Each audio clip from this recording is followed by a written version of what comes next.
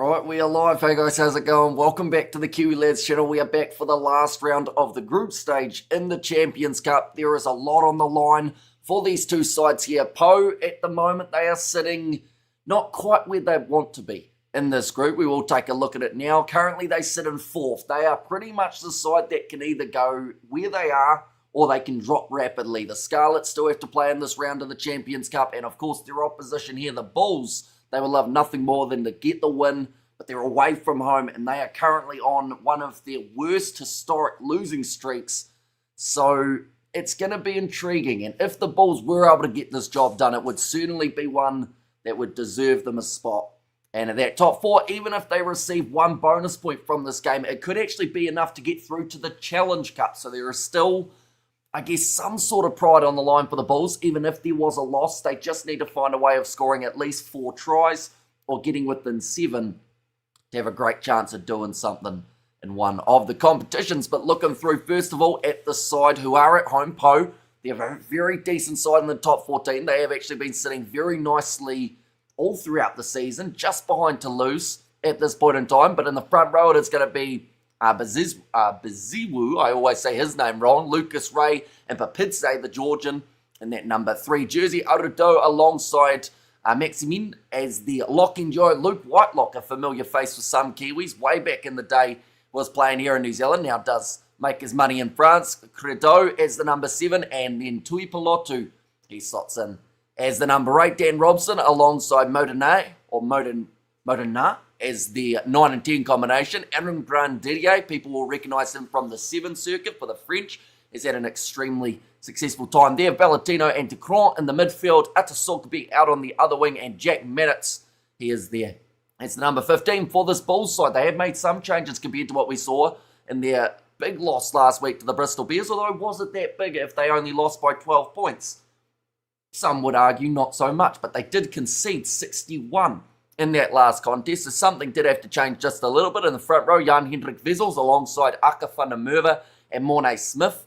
So a little bit more reinforcements off the bench this time, with Marco van Staden playing as the number 16. Ruan Vermaak in the locking duo alongside Renier Ludwig. So no Ruan Nokia in the starting lineup. Instead, he will be making his way off the bench later on. The loose forward trio, Marcel Kutsia, Gumeri, and also Nassim Carr as the number 8. Zach Berger alongside Andre Pollard as that 9 and 10 combination. Kurtley Arendse, he returns from a long injury.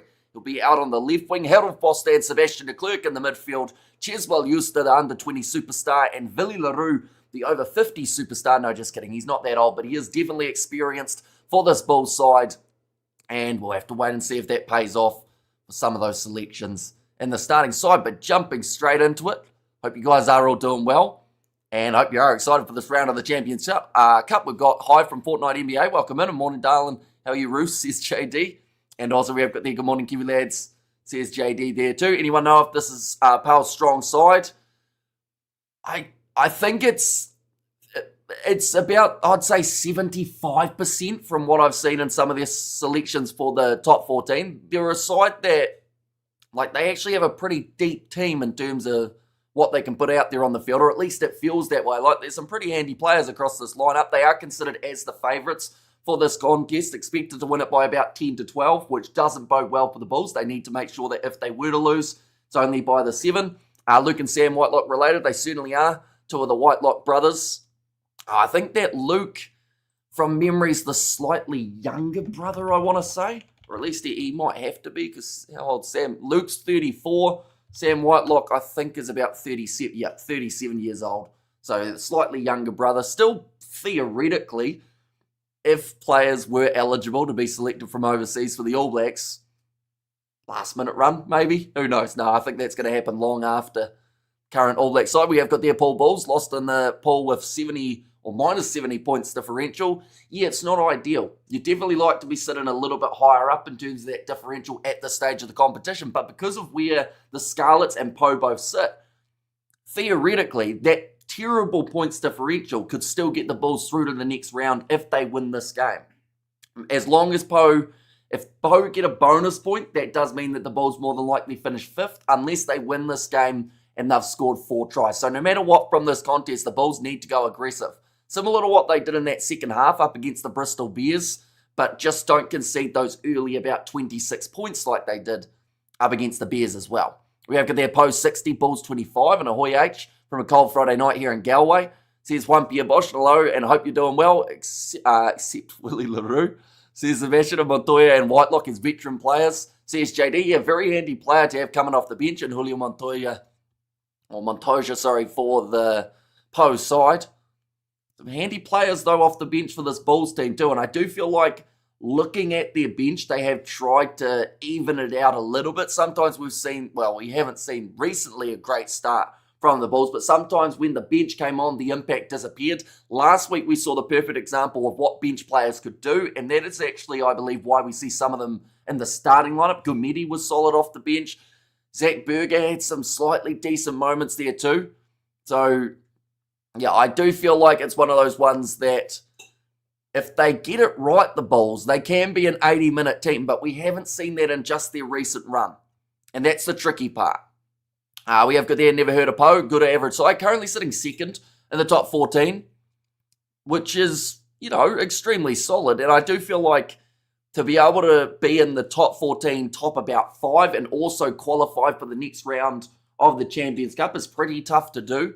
We're seeing even someone like a Toulouse struggling to do that at the moment, and now they have to decide on their priorities. Their next game in the top 14 is actually up against Pau, so it's going to be a top-of-the-table clash. So you wonder what type of impact these games here will have on that game next week, whether or not people are starting to get a little bit tired or whether it is possibly still going to be them both fresh. But we have got there, what do you think of Sasha captain tomorrow? It's an interesting one, and I feel like it's something that people have wanted to see to a certain extent, but also at the same time, people have hoped that they wouldn't give him the captaincy too because they know he's a young player and that type of pressure will either make or break him. And for the Stormers' sake, with where they sit in their Champions Cup pool, they need it not to break them. That sounded like I was talking from like the 1600s. Because if he isn't doing well at 10, the Stormers aren't firing. And that's a game up against the Tigers that they have to be firing or else they are fired out of the Champions Cup competition. Morning, Hamish and all. I see there's some positive Bulls fans voting on the poll this morning. Says Studs Race. Well, to be fair to the Bulls, they aren't huge underdogs this week, $4.20 or something like that, which is still considered as a pretty hefty kind of gap, but it's very hard to tell how they're going to go. I actually think that with the return of Arnse and Sebastian Leclerc into that midfield, maybe the back line just is a little bit more functional than we saw last week. Get to see Kobus Visa making his way off the bench alongside Ruan Nokia, Maka van Starens there too, so a few Springboks later on in the contest. Why do you think the Bulls are struggling this year? I think there's many reasons. But I'm not 100% sure it's the coaching. And that's the tricky part at the moment. We've seen the Springbok reinforcements coming in to help out this Bulls side in the coaching department. And maybe we did see some improvements from that last week. But I don't know. I think that the players just need to get that mindset back, that physical and killer mindset that the Bulls had for so long and was why they were so successful. Because, it's probably one of the perfect times to talk about it as well. How, if the players don't get along with the coach, sometimes that can have a negative impact on how the players are playing, but other times that actually means that the players still get good results. They just aren't happy behind the scenes. And that's kind of what we saw with the Bulls and Jake White. Maybe the players didn't like him that much, but boy, did he get them some good results. And now we're seeing, since he has left, this is the last 10 matches for the Bulls. As you can see there, I see I've got them in the wrong order. November game up against the Lions was supposed to be up further, but they lost to the Lions. They lost to the Bristol Bears. They lost to the Stormers. They lost to the Sharks. They lost to Northampton. They lost to Bordeaux. They lost to Glasgow. Their last win was by 1 point. Up against Connacht, the week before that, they got beaten by 21. So there's a trend. There's a few close games in here, but some of them have been brutal for this Bulls side. And once again, Pau have just kind of gone under the radar in terms of what they have done in recent times. Not so much of a talking point. Their games throughout December, they lost to Northampton in a close game of the Champions Cup. Bristol beat them 61-12. Bristol loves 61 points. They were able to score 61 up against the Pau side and the Bulls side. So that's something that they can hold over these two teams. They were able to get the good win away from home and then a sneaky win at home up against Montpellier. And then throughout their New Year's games, they lost to Lyon. They were able to beat the Scarlets, 47 points to 38. That was away from home. I think the Scarlets came in as favourites for that contest. Couldn't quite get the job done. But yeah, very intriguing this one. We're only actually 4 minutes away from kickoff, which just means I've talked far too much throughout the start of that. We've hardly even brushed the surface. What's going on in this game?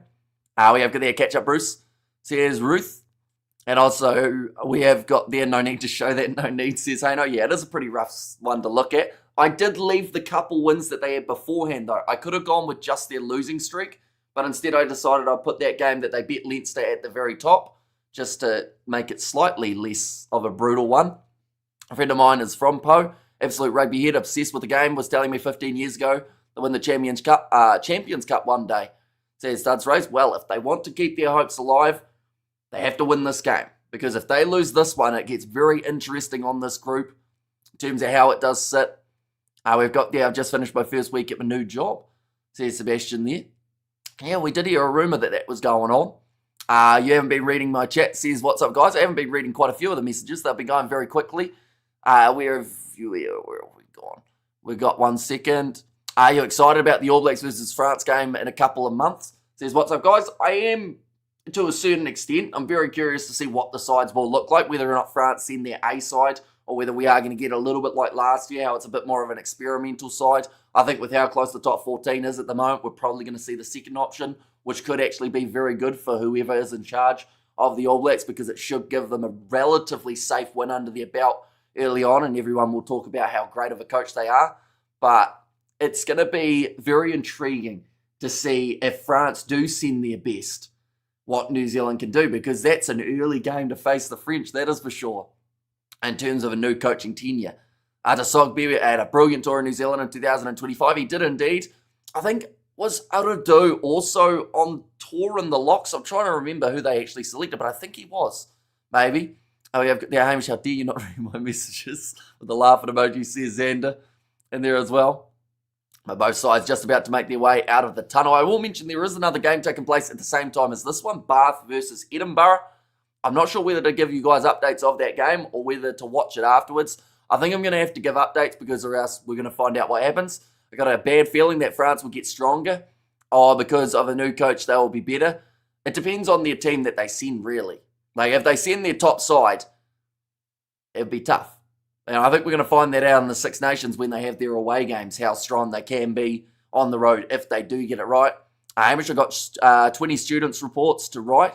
I'll give you $5 to do them for me. Is that $5 per report or $5 in total? Because if it's $5 per report, I could just make up some stuff.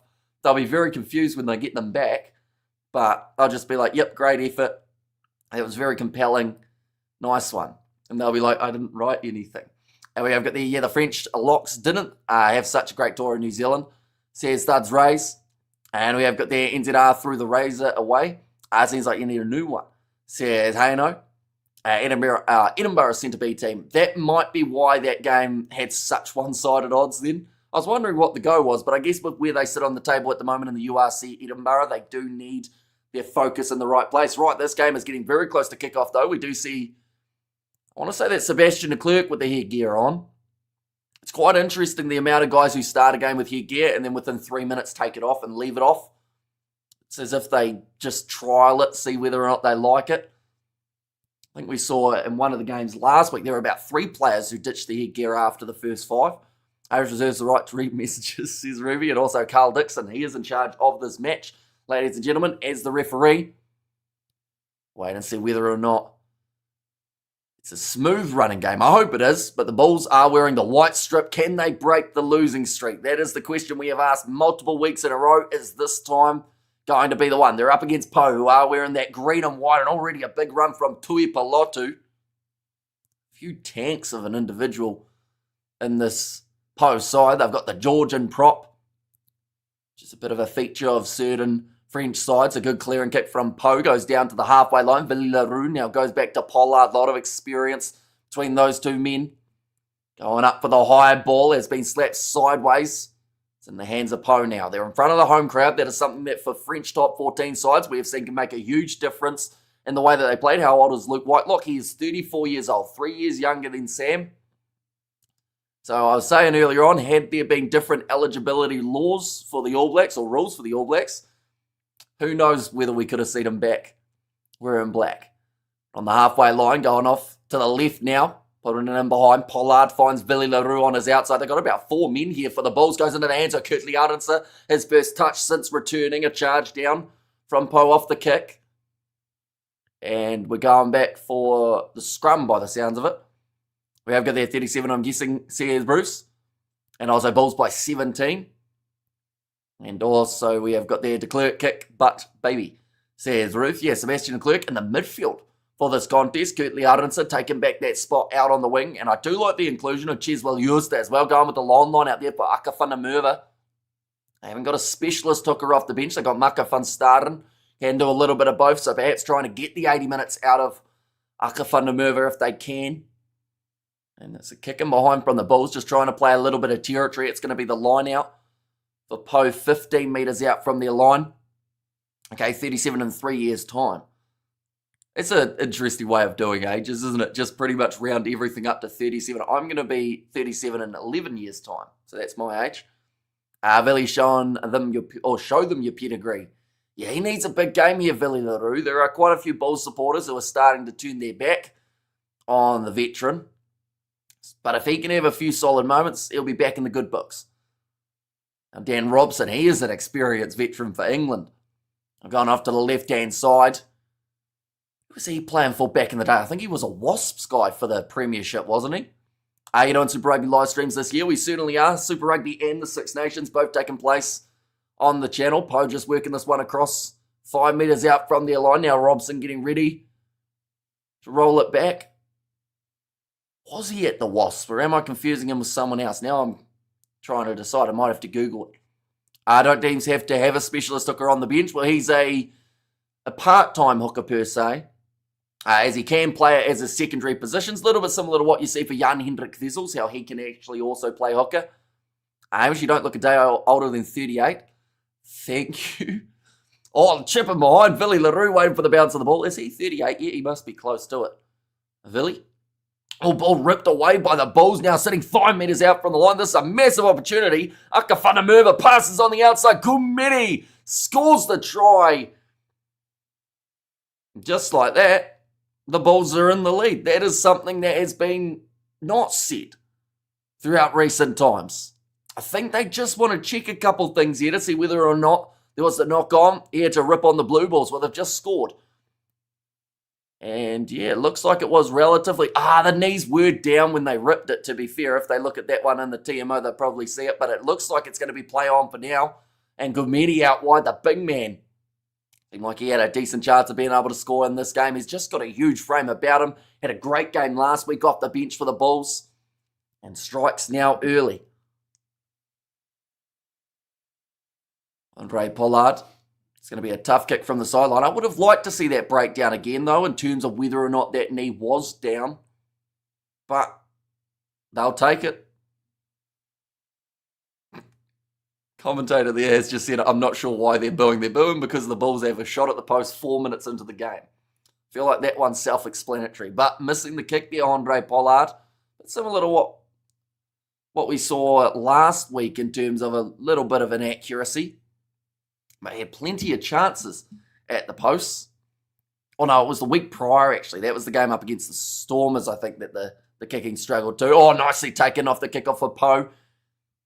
Managing to retain that one, and Hamish is still absolutely fabulous again, says Ruth, and a little sus, but Bulls took their chance very well, very crisp, says Studs Race, and it is something that they've been lacking at times throughout some of their matches, but the fact that they have scored first is a great start in this game. Because the amount of times recently that they've conceded first has been hurt in the big time. Big attack and run forward. Now Dan Robson goes off to the right-hand side to Aaron Grandidier. He's been playing in that French 7 setup. Hamish, who you back in Bath versus Edinburgh? Well, Edinburgh have gone experimental, so that should be Bath all day. But very hard to tell. Hamish, when are you and me joining the New Zealand... And that cuts off. The New Zealand what, Mohideen? The New Zealand rugby team, cricket team, the Air Force? What are we doing? And try time, you beauty, says JD, currently sitting 25 metres out from the line. Oh, a little bit of pressure there on the breakdown from, I believe it would have been Ruan Vermaak, the All Blacks. To be fair, if there was ever a time to get in, it would be now, but we've got to suck up to whoever the new coach is. Now, the problem is we don't know who that's going to be, so we've got to suck up to like 5 different people, just in case. Now, going off to the left-hand side, Arasogby can't quite get the pass on the outside to Decron. Getting wrestled backwards 25 metres from the line. Robson with a lot of pressure in the breakdowns at the moment coming from this Bulls side. A pretty solid start to this contest. That was almost a knee getting bent the wrong way for Nassim Carr. Arasogby with a pick and go. Ball bounces out the side. Looked like it was almost offside from Arudo as he kicks that one back onto his side. Now Robson again going across. Ziwu.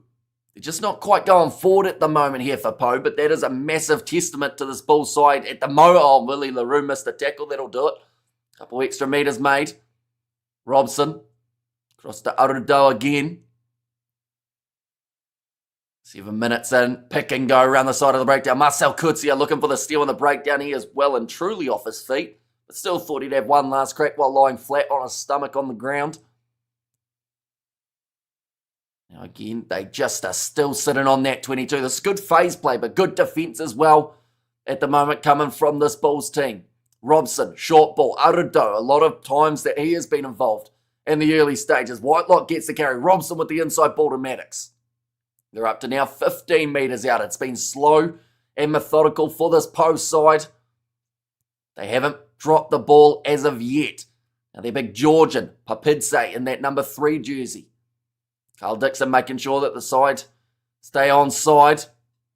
And it's the last thing that the Bulls can afford to do when they have done so well defending here for the last maybe 2 minutes of this contest.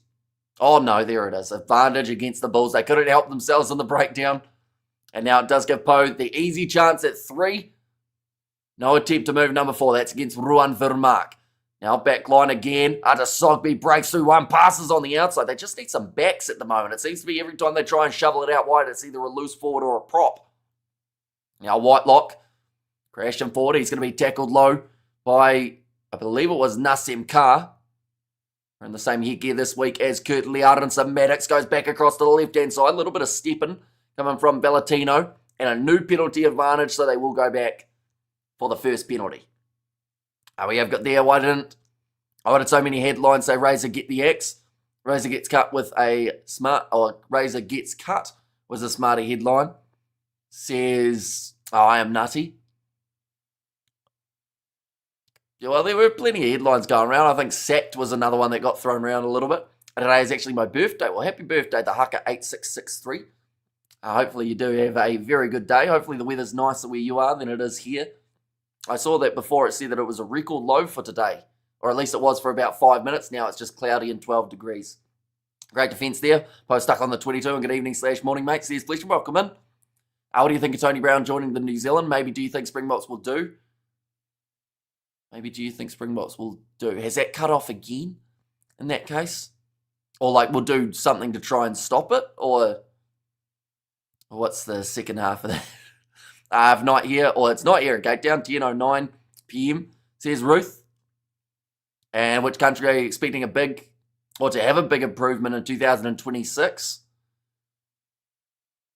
I don't actually know who it's going to be. I would say Wales purely because it couldn't get much worse. Now going close to the try line here for Pau. They fall over. Ball might be held up here, but Carl Dixon is going to get this one going upstairs to check on it.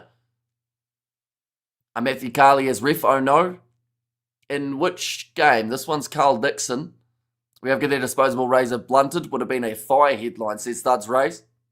And also who invented the headgear. Whoever they were, they made a lot of money, I would say. And no, do you think they will struggle? No, probably not. At the end of the day, like, don't get me wrong, Tony Brown has done a lot for that box side, but they've still got plenty of talent in that coaching department. And I think they'll be just fine. Right, they seem to think they've scored here for Pau. They are going to be doing the TMO check now. Oh, you can understand why. He's got a clear grounding there underneath that whole rolling maul. I think this will be the first try of the match for Pau. Have you watched Stranger Things? I watched way back when it first came out. I think I watched the first and some of the second season. And I can't actually remember why I stopped watching it.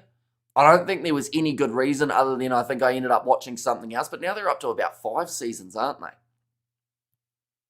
Right, they've said there is a grounding on the line. So the try will be awarded to Pau here. They'll make it 5-5. And I'm eating me breakfast, poached eggs with avocado spread over toasted pepper and garlic bread. That sounds very fancy. Most people just have toast. Listening to Hamish's commentary, says JD. And Short says studs raised for the initial decision from himself. Yeah, just sneaking through there. I think it was Lucas Ray in the end. Managed to fall. Yeah, from that angle, it didn't look too flash. Although he did look straight up at the referee and then get slid forward. I think they've said it there. The secondary effort did get him over. Season 4 just ended. Says I am nutty. Are they having a season 5? Or is it done for? Never a try, stupid ref. Says, hey, no. And sorry, I'm back. Says, what's up, guys? Oh, nice kick has curled around, and that's going to make the score now 5 points to 7 in favour of the home side, Pau. Crowd a lot happier with that one. One conceded just beforehand. I know zilch, nothing about Pau. I'll be honest, I'm a bit the same. All I know is they've been a side that have maybe underperformed in certain years, but really this year in the top 14, they are doing incredibly well. They were top of top 14 at the moment. It's done. Says I am nutty, and season 5 came out in late November. Says the haka. Oh, so season 5 is already out. Where are Pau from? The region of France, I believe, is Pau, which is a tricky one to describe. Their name, is it SECTION Palloised or something like that, I think is their long form name. We have got there, the Bulls try should have been disallowed too. Excellent refereeing, balanced it out, says Studs Race. Now rolling more chance here for the Bulls. That one's gone down pretty much straight away. Sacked by Aradu. Zach Berger fires it across to the left-hand side. This is where the Bulls need to bounce back straight away. And it's something that they did well up against the Bristol Bears, was try for try from Basque in area New Spain, or near Spain, that might be, from I am nutty. And there's going to be the penalty advantage in favour of the Bulls. Andre Pollard going for the little chip in behind. And it's going to go back for the penalty.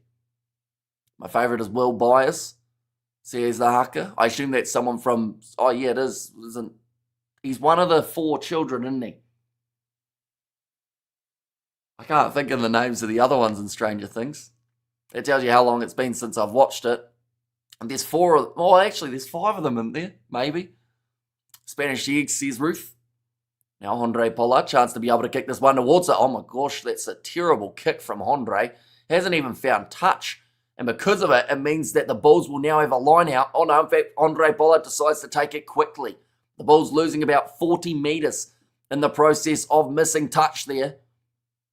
As it may be a Springbok move to put de Klerk at 13.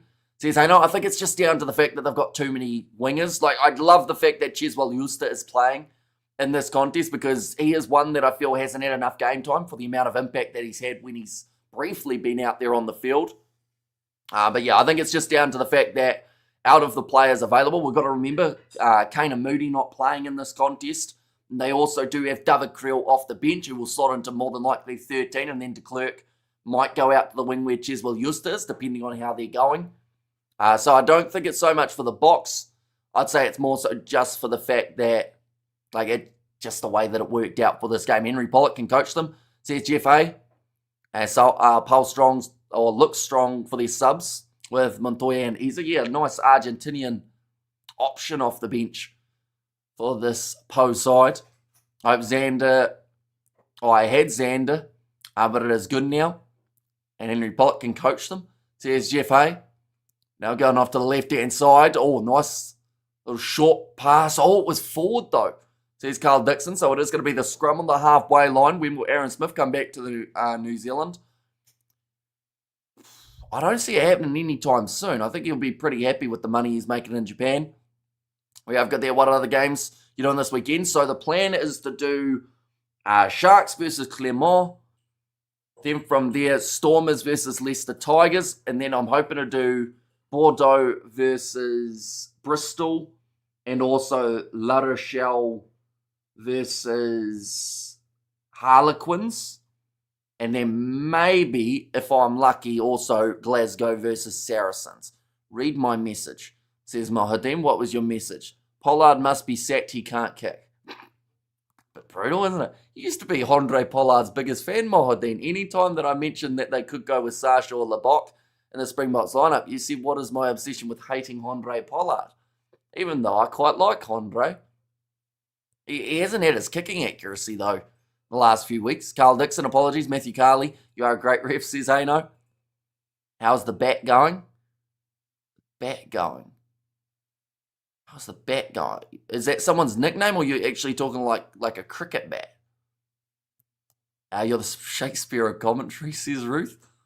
And Burger Come On, says Ruth there too. But 7-5 at the moment, 15 minutes into the contest. We've got ourselves another scrum reset. It's a bit of a different looking front row than we are used to seeing for the Bulls. Normally you'd see Gerhard Stennekamp, Johan Grobbelaar. Oh, how's the Bath game going is what it was supposed to be. 1 second, I'll get that up for you. And I will let you know. Oh, another scrum reset, or at least that time it's going to be a free kick, in the sevens next week. I am hoping to, or I think it's actually the week after, though, that the sevens has taken place. There's actually sevens happening this weekend. It's called the Sevens 3. It's the third division of the Sevens circuit, and it involves teams like, for the men's, Samoa, Tonga, and whatnot. For the women's side of things, it does involve the South African side. So we may end up covering a little bit of it over this weekend. And hi all, says Robert there, welcome in. This voting is a cult. Bulls will lose, truth and facts, says Ruandre Vizels. Currently, Bath are leading over Edinburgh 5 points to 3, and they are just showing Thomas the Toy on the screen. Now ready to throw this one in, Lucas Ray. Only 40 metres out from their own line here, Pau. And it's nicely taken. I'm looking to get this rolling ball marching, and it is moving in quick succession at the moment, making an extra 10 metres or so. And now Tui Palotu breaking through a couple challenges. It's Vic birthday on Tuesday. Says Mahadina, let's go Bulls, says Johnny Blaze. And 3-0 Edinburgh. That's the earliest scoreline, I guess, because now it is 7-3. Oh, charge down kick there. It goes from bad to worse at the moment for this Bulls side. They just seem to be creating pressure on themselves. But a curling kick from Billy LaRue gets it back down towards the halfway line. Very good clearing kick from where he was on the park.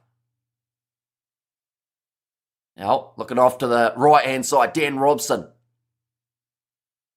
Another step.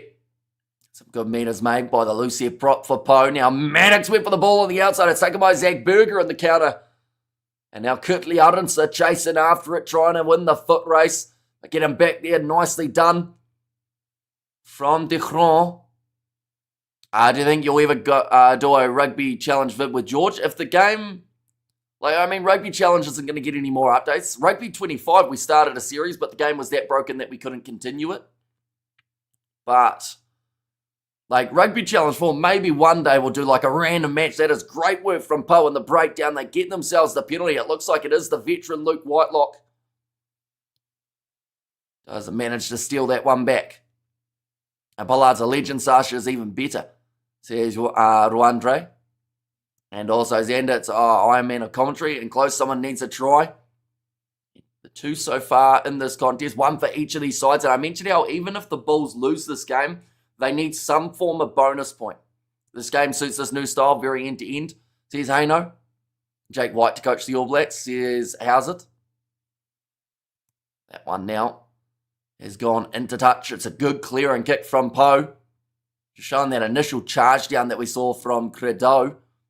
Managed to create that little bit of pressure, but then the intercept from Zach Berger. It was back and forth for those two sides.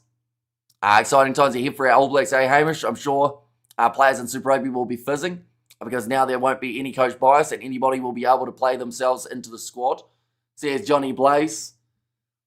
Yeah, well, it depends on who they select as head coach. Jamie Joseph seems like the front runner, but at the same time, it's a lot of pressure for him throughout the regular season because I think he's still going to be coaching the Highlanders, isn't he? and they finished dead last in the last Super Rugby competition. So he now, if he is selected as the All Blacks coach, I feel like he will want to make a point that he can turn this Highlanders side into champions, or else then, it's going to be like Razor, how people are going to doubt him from the get-go, and you're just not going to enjoy being the coach for the early stages. The Bath versus Edinburgh game is a good watch whilst listening to this game, says Fleshin. Yeah, I see it's 14-3 now in favour of Bath. Little short ball there for Nathan de Cron.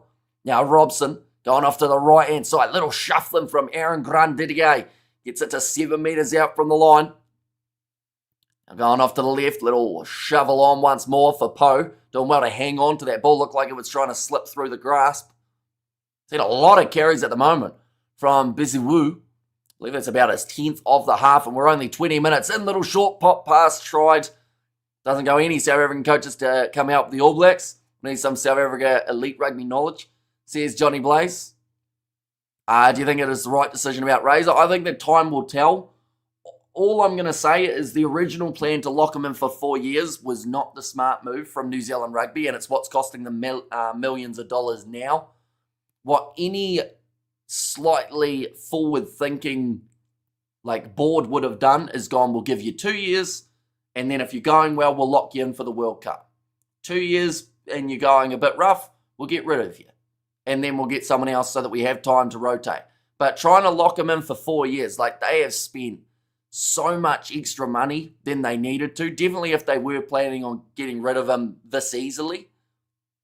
How come Joseph is the man? What did he achieve with Japan? Honest question. It's a good question. And I'll be honest, my knowledge of his coaching internationally is pretty slim. I know what he's done for the Highlanders. And, you can't base it off last season, I assume, because they'd finished dead last. They had 3 wins, 11 losses. But they did have injuries, I guess. Whatever happens, I'm excited for the future. Artie is captain, says Johnny Blaze. Yeah, it'll be intriguing to see how that is recepted to. Just because, anyone who thinks that he is responsible for Razor's firing, it'll be interesting to see how they react. It's a weird scenario, isn't it? It's kind of a whole heap of he said, she said situation. And we have got there, how much could he do with them? They did well at the World Cup in 2019. Says, how's it, my bro? But no coach will take such a short deal. I can guarantee you, an international coach, you could find one that would take 2 years for the All Blacks. And the funny thing is, the coach that they're going to lock in now probably will take a 2-year deal. So, if they had, Razor in mind and his only rule was, you got to lock me in long term, then maybe they could have gone, right, do we have any other options? Joseph didn't let Japan disappear. And we have got there, why is Luku's long-lost cousin playing for Pau? I think you're talking about Dan Robson, aren't you? Potentially. He's been around for a long time. He might even be older than Maxime Luku as well, but that is a penalty at scrum time to the Bulls. They will be 5 metres out from their own line, so able to kick this one downfield. Now, you would think a little bit of blood coming out of the head of Papidze. We have got the Kiwi Lads question, and be honest, do you think Jamie Joseph became coach and he called Tony Brown to come back to New Zealand national setup? Do you think he would turn his back on South Africa, says Kiwi Rob? Well, you asked for me to be honest, and I honestly don't know. Because that's the thing, everyone's saying it's going to be Jamie Joseph, but what if they throw a curveball and go with someone else? We have seen New Zealand Rugby make interesting choices before. So who knows what could happen? We could see Clayton McMillan come back, become head coach. I feel like that would be a curveball. We could see Joe Schmidt somehow back in the running, although I don't think he's too keen on a coaching role in the future, or at least in the near future. Now rolling this one back, Zach Berger. Kicks that one up high again. Oh, nicely taken under the high ball there for Pau, but it is going to be the advantage against Cheswell Euster for going up. The AB should give Gats a shout. Says Fleshin, yeah, to be fair, Warren Gatlin, he's looking for a job. That's going to go now. Break down the line. Tui Palotu finds the offload too. And Pau back up to the 22-metre line. Billy LaRue asking for a penalty in the breakdown. Does not receive it. Now off to the left. Valentino going on the outside of Ada Sogby. There is a 4 pass there though. If Tony Brown does come back, that'll be great, but I'd understand if he stayed, be loyal to Rassi and co. Jamie and Tony left Japan in good hands with Eddie, says JD. And Joe Schmidt isn't becoming coach because he isn't free till July, says Kiwi Rob. Exactly. And we have got there Johnny Gibbs. He's having a coffee in Hamilton, said Johnny. That is a nice take. Under the high ball from Grandidier. Tuipulotu just stepping around there high all, says Big Rick. And what do you think about the rumours of South Africa vs All Blacks test match in Chicago? I'm not in favour, says Yaron. I mean, whatever makes them the most money at this point, they probably have to go with, don't they? Because New Zealand Rugby probably down a few $1 million at the moment. So they wouldn't mind a nice payday. So, yeah, we'll wait and see where it ends up. There were also rumours of Twickenham as another option, but it wouldn't surprise me if they go to the US. So my pick is Jamie Joseph and Tony Brown ticket, says Kiwi Rob. And also we're there Rob Penny, that'd be awesome, says Studs Race. Oh, I think they're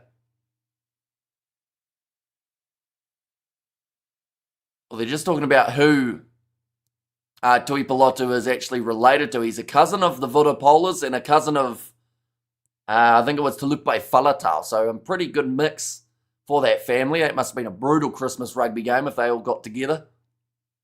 15 minutes remaining here in the first half. The Bulls feed the ball in again. We haven't had a try since about the 9th minute of this contest, and the Bulls do win the penalty. I just hope we don't pick an Aussie coach, says Kiwi Rob. Has South Africa All Blacks tour cancelled? No, it's still happening. It's all booked in. Number 1 pulling down the shirt there for Baziwu. And we have got there, what about Victor Matfield, says Ruth. Yeah, that looks like maybe just dropping a little bit too much there. Yeah, that game of touch is going to be tackle in 3 minutes, says Studs Race. And the Allianz Stadium. Hamish, I don't know what idiot tried to rename Twickenham. Yeah, I just call it Twickenham. Because Allianz Stadium, there's one in Italy, there's one in Australia, there's one in France, I believe.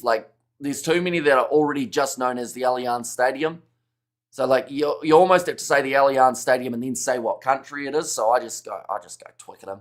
Everyone knows what you're talking about when you say Twickenham. No one knows when you say the Allianz. Oh, knocked backwards by Ada Sogby. Then looked like it was knocked on. Yes, it was. So now chance here for the Bulls. Going to be about 25 metres out from the line. We have good there. What if no coach for the All Blacks? What happens? Well, they'll have a coach. Someone will take the job, even if it's a part-time coach. But I don't think it will get to the stage how they go, oh, we can't find anyone to fill in, so we're going to have to cancel the tour. There'll be someone. Ian Foster, he'll take the call. Yeah, he'd do it for the boys.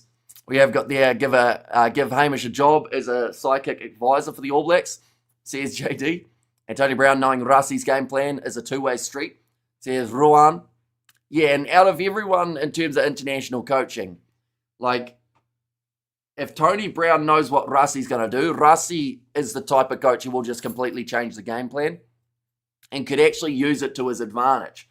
Any conversation he has now with Tony Brown won't know whether or not he's telling him what he wants to know or what he's just getting told to then relay. Tony Brown would have a non-compete clause, says I am nutty, although he's got a release clause on his contract, doesn't he, which makes it a little bit more interesting for the coach, because I think that was one of his initial things when he played or did get selected as a coach. I think there was something like a buyout clause in his contract, so I'm not sure how that negotiates. Tony Brown can coach the All Blacks, says JD. And okay, I got it high and all, Hamish, says Robert there. Now ball's going to be fed in by Zach Berger. This is where the Bulls need to turn this into points. They haven't had a huge amount of attacking opportunity inside of the opposition half. What if Rusty leaves? He won't, because he's locked in until about 2028 or something. We have got there, don't pundits listen to David Kirk. Artie Savia wasn't the reason that Razor was fired, says Kiwi Rob. Yeah, it'll be interesting, because I feel like even if he was, they're not going to publicly say he was. Because if he's going to be the next All Blacks captain, you've got to lock in that kind of communication or respect between him and the public. So they're not going to go, he was blatantly the one who's in charge, even if he was. They were always going to release something saying it wasn't certain players, it was everybody. Good evening, Hamish and everyone, says Philip. Welcome in. You're doing very well. We are going to get another scrum reset here. We didn't have a huge amount of scrums throughout the early stages of this match, although they have started to creep in a lot more in recent time. We've got Nadine has said hi, welcome in. How's Bath's game going? At the moment, they are winning 14 points to 3 over Edinburgh. And they had to pay out like £15 million just to get rid of him, says Big Rig. Oh, sorry, that was Ruben Morum. I was locked in and they still fight him for being bad, says Big Rig. Now there's going to be the advantage to the Bulls going off to the right-hand side. Andre Pollard skip past the Billy LaRue. It was forward. So they're going to go back and go for another penalty. Now, Bulls could take 3 here to give themselves the lead. Or they can keep on going aggressive and try and work their way towards those 4 tries to put pressure on the Scarlets. I'd love for Rassi to bring in Skogberg as a coach. He is brilliant rugby brain. And also we have got there, Tony won't let his project with South Africa, or won't leave his project with South Africa because it's a roaring success. It's best chance of gaining a World Cup medal 2 years out, says Ruan. And with or without Tony Brown, Springbok should win, says Bruce. Now Akafanamerva, ready to throw this ball in for the Bulls. And Joseph Brown and Schmidt, the dream team, says Flesh. And that seems to be the one that people are hoping for. But then at the same time, but there are complications in that because of who other sides are locked in with or other players. Oh, Akafanamerva goes over, and that is going to be the try for the Bulls. That was a little bit too easy off the rolling maul, just breaking off the back, going around the side, and managing to finish it off and get themselves a very crucial try there. I'm not sure what's just happened with the commentators. They finally turned their microphones up at the time of the try. It's as if someone didn't realise for 15 minutes that they had the commentators knob right down, and they're finally going, oh, hang on, they're supposed to be talking. RTF is this ref pulling the player's jersey for, says Studs Race. We're going to see the rolling maul here. Once again, it was moving. Oh no, their microphones are broken again. Oh yeah, no, he was pulling Akafanamerva's jersey, wasn't he? Telling him to go. Maybe that's a new thing that the refs have been told to do. Let the player know when to go. But surely then players will just go and grab the opposition jersey. But that one has gone over from Andre Pollard, making the score now 12 points to 7 in favour of the Bulls. The Angry Warthog go on. And seriously, WF, is that about? Says Studs Race. And what is the time by you at the moment? It's 9:33 a.m. The Bulls, they haven't had a huge amount of the possession in just recent times, but they have made the most of it there. Giving them the 5-point lead with just the 10 minutes remaining in this first half. Pau kicking this one up high. 2 more tries for a Bulls bonus point. If they were to score 2 more as well, I'd like to think that they would finish this game within 7 or with a victory, which would keep their Champions and Challenge Cup hopes alive. Now off to the right-hand side again to the big man. The 5 jersey, Maximin. Exactly 4 weeks from right now, the Islanders and Crusaders will be kicking off Super Rugby. And come on, Stormers is practicing for tomorrow evening. Says Bruce. Now penalty advantage in favour of Pau. That is something that the Bulls they do a little bit too often. They finally break through and then they give the opposition half a sniff and give them the opportunity to get back into a game. Hamish, how was that try scored? It was just a rolling maul off the back. Akafanamerva, they were 10 metres out from the line. They had the option of either going for the post or going for the potential 7, and they decided to back themselves and managed to score it. New Zealand made a knee-jerk reaction. Wishing them the best. Says Ruandre. And also Pollard kicked Jay and Tony Brown versus Carlos Spencer. Says JD. Yeah, just getting into that breakdown, Akafanamerva, but there was no way of him being on his feet. Unfortunately, he does put his hand up and apologise to his teammates, but now chance here for the line-out, Lucas Ray. This is a big opportunity. He has already scored himself 1 try at this point in time. Decent crowd in Pau for this contest, but they love nothing more than 1 more on the board. Also, speaking of 1 more on the board, Bath has scored themselves another in the match up against Edinburgh. They now lead 21-3. That's poor defence from the Bulls. They almost just left the inside centre to go over the line, and that does look like a grounding. Yes, it has. Pau have scored, and they are back in this game now. It is Jimmy Maximin who does score it, the big man at 5.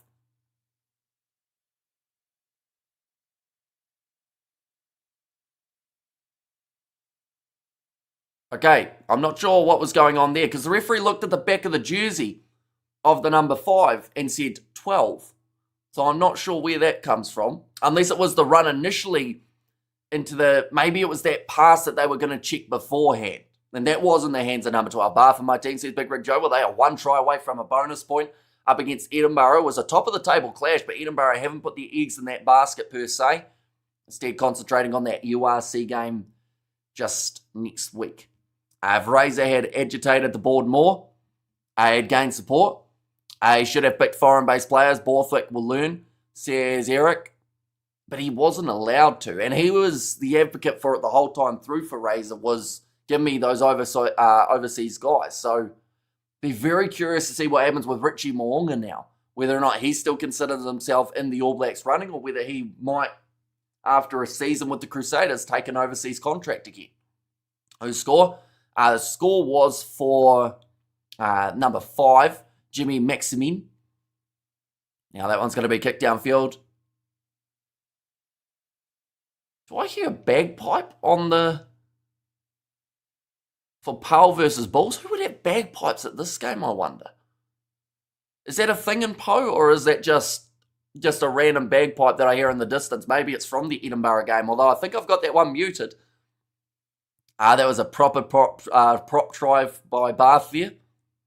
Was try allowed? It was indeed, so the try adds the score up to 14 points to 12.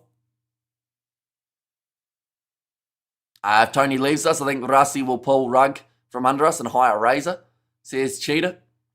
To post score, they certainly did, leading this match now by the 2 points. Both sides have scored 2 tries in this contest so far. 4.5 minutes remaining, or in fact, 5.5.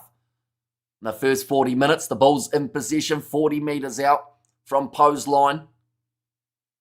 Tackle made on Jan Hendrik Wessels in the starting lineup for this contest. They have gone without some of their Springbok props as well as hookers, although they do have the fill-in hooker off the bench as Marco van Staden. Now gone. The kick him on from Willie LaRue. It's going to be skidding on. It's close to a 50-22 and it does go out. Now a line out for Pau about 7 metres out from their line. The AB squad 4 are against Razor. They were against Razor. Predominantly from the senior players, which I think is the big difference between Scott Robertson and Ian Foster. Ian Foster wasn't getting results, but the players wanted him to stay. Razor was getting some results and slightly more results than Ian Foster, but the players didn't want him to stay. So it just shows that if you don't have the players, they always say if you lose the locker room, like it's not good. And that's what we've kind of seen there as well. Back and forth. Says Big Rig, yeah, hopefully both of these sides can bring up the 4 tries just to make it interesting. Although the more that Pau score in this contest, the less chance the Bulls have of being able to overtake them. Of course, they do need the win here, the Bulls. But in terms of just this group, if the Bulls were able to get themselves 2 bonus points from this contest, it would put a lot of pressure on the Scarlets in their game up against Northampton. Now, I believe that's a home game. I want to say for the Scarlets. If it was a away game, we'd be pretty much saying it's done and dusted by now. But for the Scarlets, oh no, they are away from home. Okay, it's pretty much done and dusted by now then. Bulls just need a bonus point. And they should almost sneak into the Challenge Cup, if not champions, if they win. We have there, happened to Emil Heskey. He was a striker in football. His international record was poor, but they kept him around for years because the team just liked him so much. Says Big Rig. Now, Bulls there for Pau, or at least it should be. They've gone for the counter-ruck and they managed to turn this one over. Back off to the right-hand side. Try for try until full time. Their parts is always the best bit, 70th minutes. They're going to go back for that initial penalty. And once again, Tui Pilotu, he's pointing straight at the corner. Which I think is the perfect decision here for Pau, just to put that extra pressure on. And if they do score a try and convert here, they'd actually lead by 9 points heading into that halftime break.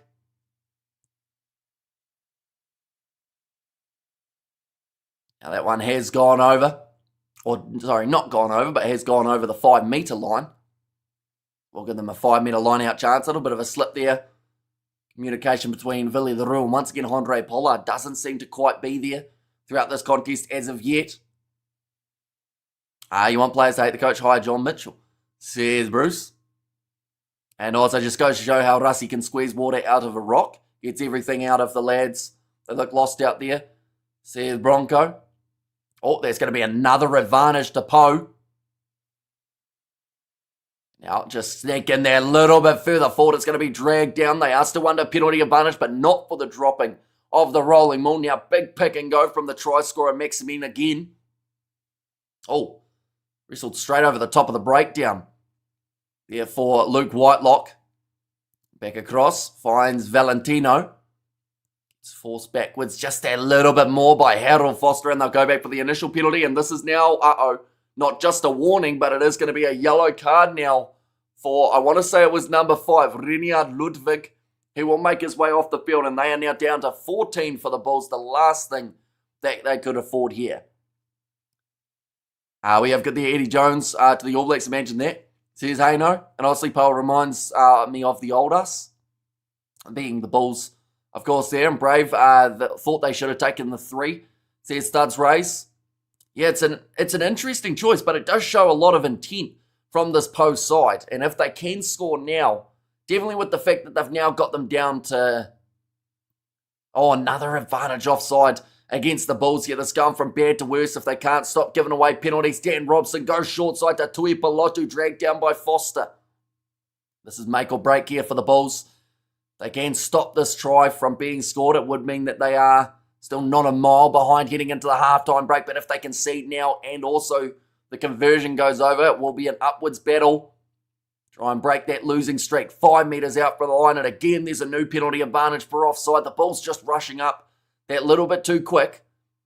Now around the side of the breakdown, forced backwards there was Credo. Double blow of the whistle here. Referee's going to give them another warning. Valentino is a hard man to tackle. He seems to at least break through one guy each time, doesn't he? Meters at the moment, they are 5 metres out from the line. How dare you count us out like that? Before you've even taken to the pitch, this session. Yeah, to be fair, I haven't seen the selections. Maybe Scarlets have gone strong and Northampton have gone experimental. I just got locked out of my phone. It says phone unavailable, try again in a minute. I must have put in the wrong passcode, trying not to look like 3 times. And now it's not letting me in. But yeah, if Northampton have gone full strength, which I don't think they might do because they'll want a few extra points to try and get a better seeding. But they're also sitting nicely in the Premiership. We have got the Eddie Jones and Jake White, would be interesting, says Cheetah. And Razor offered South Africa assistant contract, says I'm nutty. The thing is, it wouldn't surprise me if there is an offer there. And the thing is, he should take it. Because the ones who call him a traitor are the same ones who for the past 2 years have been saying sack him. So you might as well take the money while it's there. And at the end of the day, if New Zealand don't want him, someone will. We've already seen the rumours of the Harlequins or sides. Oh, that's another try. Rolling ball there. Lucas Ray gets his second of the contest. Razor to the Bulls. Would you take him, Haino, if it was on offer? Northampton went with a decent backline, says Haino, but that is another try for Pau. So their risk of not taking on the 3 straight away has certainly worked out. And they have scored right on the halftime break. Harlequins want Razor according to the rumour mill, says Ruandre. Yeah, there is that rumour going around. Also, I believe the Red Bulls are talking about maybe that is an option, seeing as they've got a bunch of money too. And Try says I'm nutty, and also, well, if he does what he done at the Crusaders, hell yes, says Haino. Yeah, it's a good try scored again by Lucas Ray. Bath have scored themselves the bonus point as well. I do see Edinburgh have got themselves 2 tries from that game. Do they need one more, Pau? They need one more for their bonus point. But theoretically, they just need a win here. 1 second, though. We're going to go to the table. And we'll go like that. There we go. This is the way that it sits. So Pau can't actually catch anyone above them in this case. Now, Northampton probably did go with a relatively strong side because theoretically only Bristol or Bordeaux can win that game. So from there, it means that Northampton can potentially progress ahead of Bristol if they beat Scarlets badly, the big if, in that scenario. But yeah, for the Bulls, their points differential really relies on what the Scarlets do. And if the Bulls can secure a bonus point, it means that if the Scarlets were to lose by 8, and also don't receive a bonus point at all from that game, it means that the Bulls would go through to the Challenge Cup. But there's a spot in the Champions Cup still up for grabs. If the Bulls can come back in the second half from a 21-12 deficit, they would secure that spot theoretically. Definitely if they were able to get themselves the 4 tries. Pau, if they got 2 bonus points, that would actually shut that option down. So the Bulls need to score swiftly in that second 40, and a lot.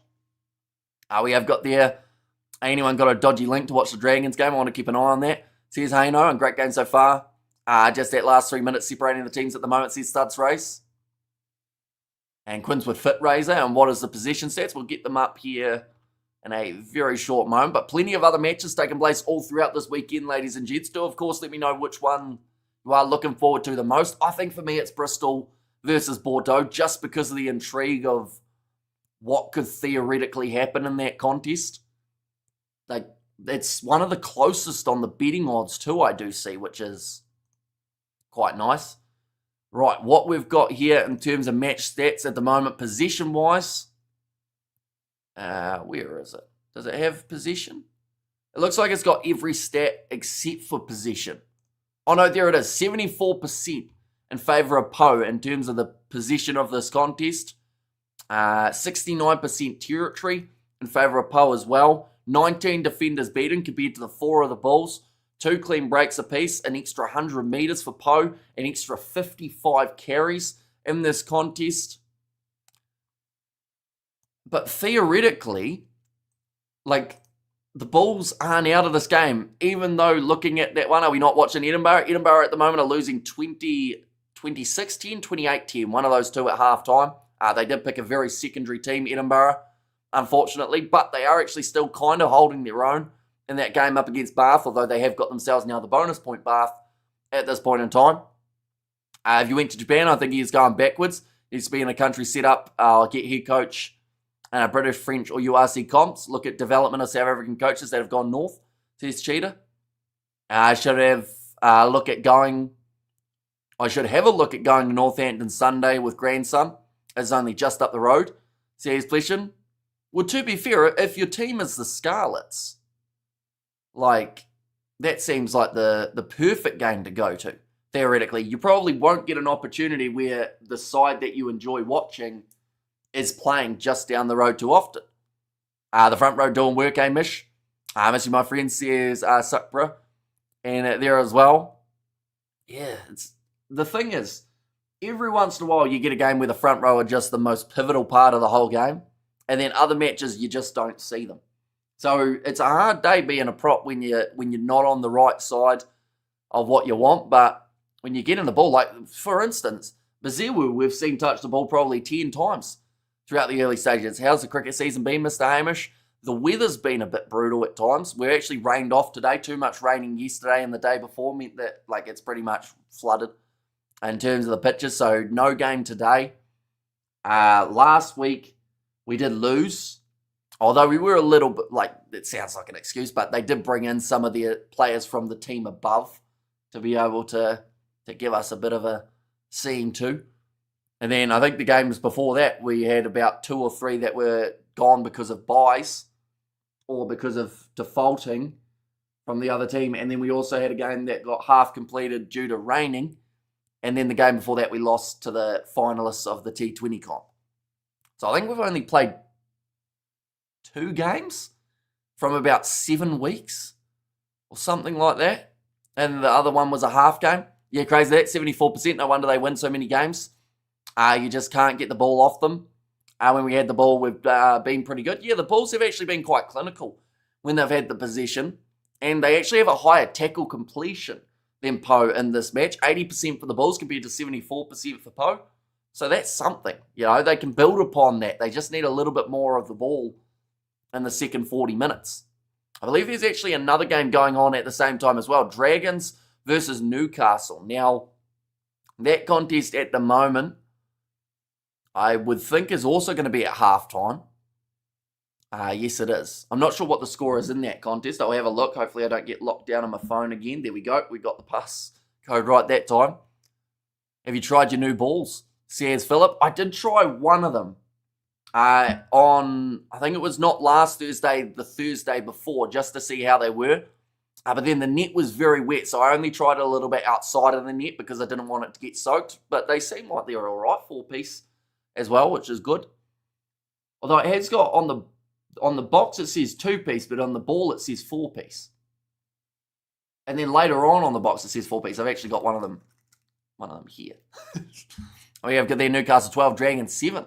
Oh, okay, so a relatively close game in that regard. Who scored the tries for Newcastle? Cruz and Wade.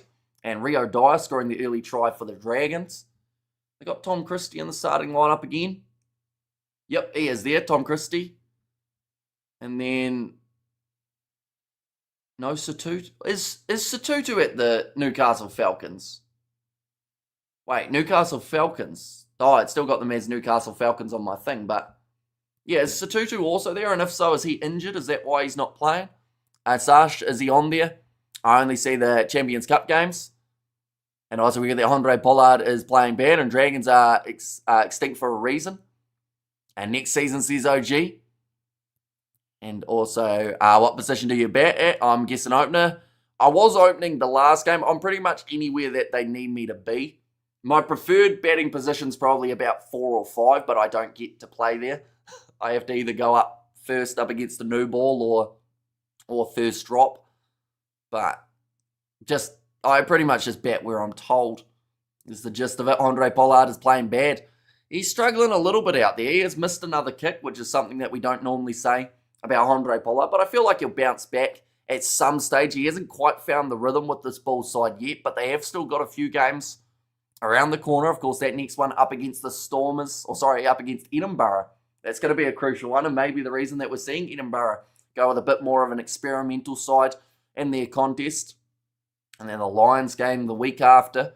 It's going to be the first week of February for us here in New Zealand, although it is still going to be in January for you guys in South Africa. And of course, just after that, the week after, that is when the Six Nations does get underway for Pau. They have got a game up against Toulouse in 8 days' time. That is going to be such a crucial game in terms of who finishes where in the top 14. Toulouse are currently at the top of the table. Pau are currently in second. So there's a lot that can be gained or lost for those two sides. Toulouse already having that salary cap breach earlier in the season. That lost them a few points there.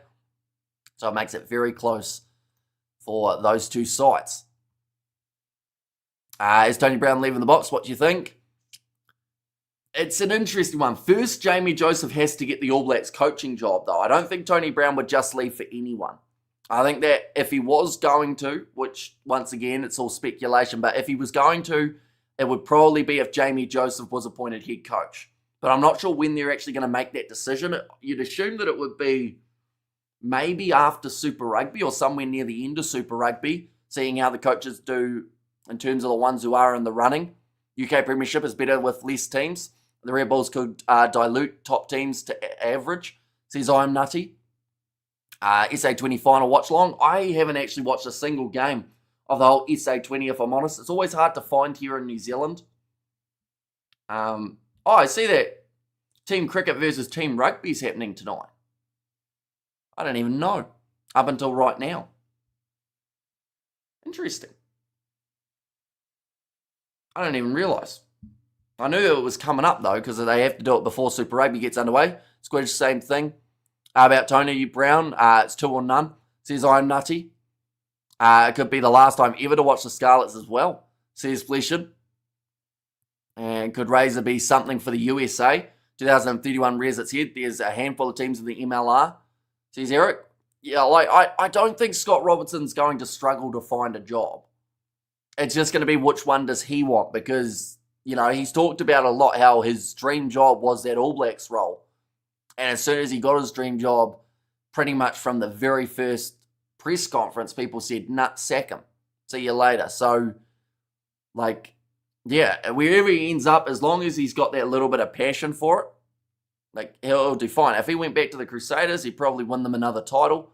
But, wherever he ends up, hopefully he does all right. And hopefully whoever he ends up coaching doesn't play the All Blacks and that side beat the All Blacks, or else people will flip their stuff.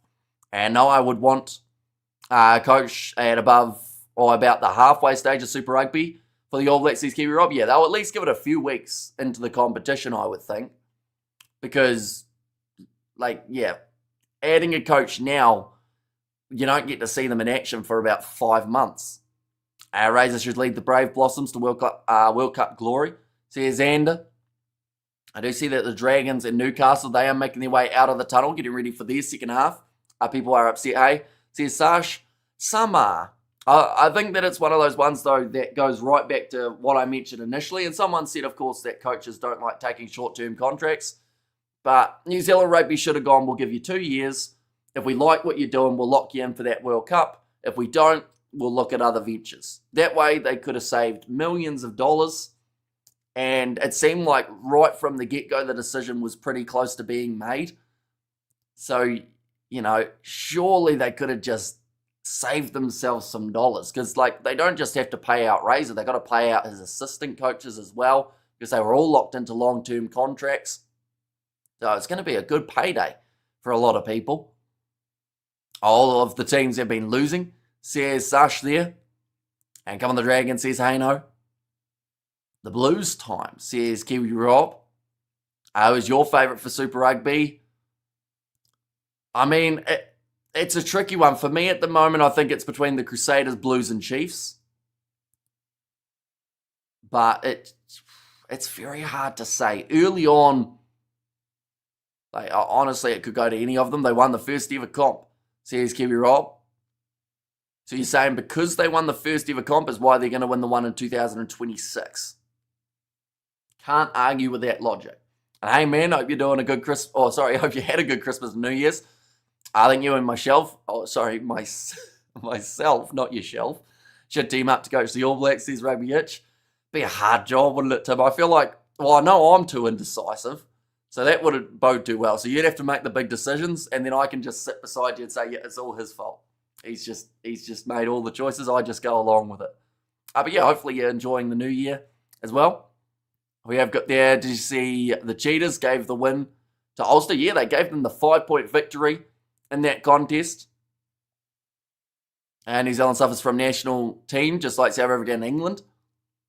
It's 30 years of Super Rugby this year, says Kiwi Rob. Okay, so you're saying that because they won the first year, they'll win the 30th. Who won the 20th year of Super Rugby? That would have been 2016, wouldn't it? Highlanders, I think, were 2015, right? Maybe. Who was 2016? Does anyone know? Chiefs, maybe? Was it Crusaders? That might have been actually the start of the Crusaders going well. Where are you watching this game? What channel? So it is on EPCR TV for us here in New Zealand. Crusaders won it in 2016, says Tim. Any new talent we should be looking out for in Super Rugby? There's quite a few young guys. Ollie Mathis is one that, once again, people have been praising highly. A few guys from the Sevens setup, I believe, have picked up contracts for teams as well. I'm maybe going to do some sort of preview of the competition a little bit closer, and we'll look through at all the squads and decide on who the bolters are to keep an eye out for. We need the 4 Kiwi lads to coach New Zealand, says Hayno. I think George would be an interesting coach. Press conferences, you'd have to put on like an apologies for bad language like 20 times. My bad, it was actually the Hurricanes, says Rugby Itch. And are the Bulls worth watching, Amos? Genuinely, at the moment, they're going all right. They're down by 9 points. They're down by a man because they've only got 14 out there on the field. But they've looked a bit better in this game with the limited possession that they've had compared to some of their past matches. Like, they've had 30% possession or so, but they are still only down by 9. Crusaders won the next 3, says Rugby Itch there. Now rolling this one back. Zach Berger inside of his 22. It's where the Bulls just need to stall a little bit of time. 6.5 minutes remaining of that yellow card. Hard collision in the air for Cheswell Yuste. He's tried his best to get up for the high ball, but he seems to be on the losing end of it most times. Looks like Maddox has actually stayed down from that collision too. But now off to the right-hand side, Robson finds the hands of Valentino. They've tackled him down low. This is where Pau, once again, if they can get themselves another try, they work their way towards the bonus point. Yeah, Maddox is still down. So that collision was not a nice one for him. They're actually going to go back to check on him. All the URC teams are struggling in the Champions Cup, hey? Even Edinburgh, says Sash. Yeah, we haven't seen a huge amount of Champions Cup sides sitting nicely. Other than, I'd say, Leinster are probably the exception to the rule. I've actually got all of the groups at the start of the round. Glasgow too. They have been able to win themselves some decent matches throughout the competition, sitting 3 from 3. But those are the way that the teams sit for the URC sides in this group. Pool 1, the Sharks are in 5th. Munster are in 4th in Pool 2. And Edinburgh, they are sitting in 2nd at the moment. Looks like Maddox's day is done, though, unfortunately. So hopefully he is going to be all right for the rest of the season for Pau, because if he is gone, that is a massive hit to that side. In terms of Pool 3, Leinster sitting at the top of the bunch. And then the top side, Pool 4, in terms of the teams that are there, they are really not sitting nicely for the URC sides. Referee Carl Dixon just asking for a little bit of patience. And the scrum, maybe Bulls should go for 3s. They might do, to be fair, because they are down by 9, although they do need a bonus point from this game for being either within 7 or getting those 4 tries. So either way, I think they have to chase tries a little bit. Definitely with the fact that if they want to stay in the Champions Cup, they need a victory here. And that is a tricky one. One moment, I'm about to sneeze again. I'll stick myself off to the side, and I will very quickly mute.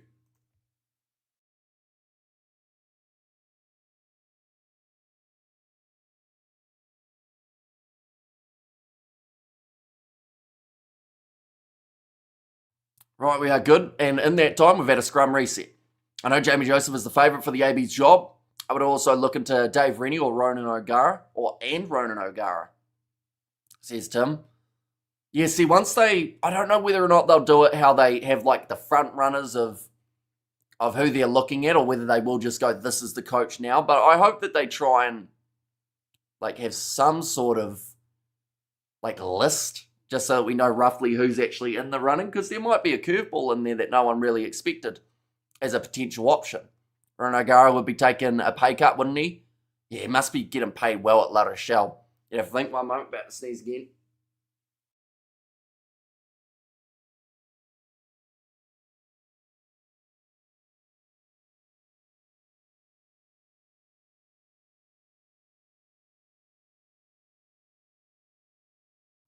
We are good again. And another scrum reset by the looks of that, or at least it was going to be, but it did try and pass it out wide for Pau, and then it did bounce into touch. And also we have got there, did you send the link? Says, hey, no, I don't think links come through YouTube, unfortunately, is the only thing. I think anything outside of like YouTube links just magically disappears. Bless you, Hamish. Says Ruth. It's a good contest in the air, grabbed by the Bulls. 43 minutes through this contest at the moment. They've still got another 4 minutes remaining of that yellow card period. Ronan O'Gara is ready to move on. He's had talks with the owners. Says Fleshen. Tony Brown to coach the All Blacks for 2027 Rugby World Cup. It seems like a pro, says Ruby. Now Berger rolling back. I'll get that Dragons game as my secondary screen, Haino. Keep you updated about what is happening. That ball's going to be in the hands of Aka van der Merwe on the halfway line. I get the steal was Lucas Ray's already got himself the 2 tries, but the Dragons, they are currently trying to get the ball back 10 metres out from the Newcastle line. They're going back for the knock-on initially from Pau. Scrum feed for the Bulls. This uses up valuable time. And sneeze like nobody is watching. And ignorance makes me annoyed. Says I am nutty. Wait, where was he angry? I must have missed one earlier on. Or consistently second, or just the season. That's why they are ranked 2. So what's going on for Pau? Pau are apparently like an F-tier team in the top 14. Oh, that might have been it. Have they ranked second next season? Maybe they can be a higher ranked team. Says Sash. Pau has some great players, says Sashborough. And there too. What channel is it live at the moment? For us here in New Zealand, it's EPCR TV, but I believe it is on Super Sport. Maybe about 2:11, I think, is where it normally is. Now going off to the left-hand side. So it's going to be kicked in behind, nicely down the middle of the field. Pau have a man back, though. It is Theo Adesogbi. Now Vili LaRue claims 25 metres out from his line. Will send the ball back. Goes into the 22 of Pau. A little bit of a kicking battle at the moment. Does not probably... I don't think it would mind the Bulls too much. Oh, drop ball though, it would. has gone backwards. I know it will never happen, but it would be funny to see Michael Cheika coach the ABs. Says Rugby Itch. Yeah, well, that's the thing. If certain coaches that people want to see either say no or are unavailable, you could end up with some sort of curveball. And like I said, if they did like a list of like 5 guys that they're looking at, oh, that's kicked out on the full from Pau, so that'll bring a little bit more pressure. It's like Adesogby took a bit of a late shot there too. Not looking good for the Bulls. Do you think the All Blacks made a mistake firing Razor Hamish? Says Tommy Tank. I think that at the moment it's too early to tell. But, like, yeah, it's one of those ones that had they not gone for a long-term contract and instead gone with 2 and 2, then that, like, the whole losing millions for New Zealand rugby wouldn't have happened. But, yeah, it happened. The Bulls haven't won this year, I think, says Sash. I don't think casual checkers always realise how much Hamish makes rugby commentary not only informative, but funny. It's a rare skill, says Ruby. That one's gone into touch. 40 seconds remaining at the moment of that yellow card. Speaking of yellows, it looks like maybe Newcastle versus Dragons, there might be a yellow card coming for one of their players. So Dragons were on attack. Imagine being the cheaters watching these O's lose every week, says Sush. One's going to be thrown in. Oh, it's starting to rain in Pau too. No wonder we've had so many handling errors. It might actually be a bit of a slippery ball situation for these two sides. Now 47 minutes into the contest, and again the attack is coming here from Papidze. They need to survive the 6 seconds where they don't have 15 men on the field here. The Bulls, or else they will concede the bonus point try, as well as perhaps conceding the game. To this Pau side, I believe he's either head coach or assistant in the NRL. Says Rugby Itch. Let's not forget it's New Zealand dollars, so pocket change. Says I'm nutty. And first Lebanese to coach AB's Michael Cheika. Now passing on the outside. Adesogby. Chance out wide. Racing across was Shezla Euster to be able to shut him down. Forced him in field and a tackle made by Berger. Bounce pass there from Pau. Going back for another penalty. Double blow of the whistle.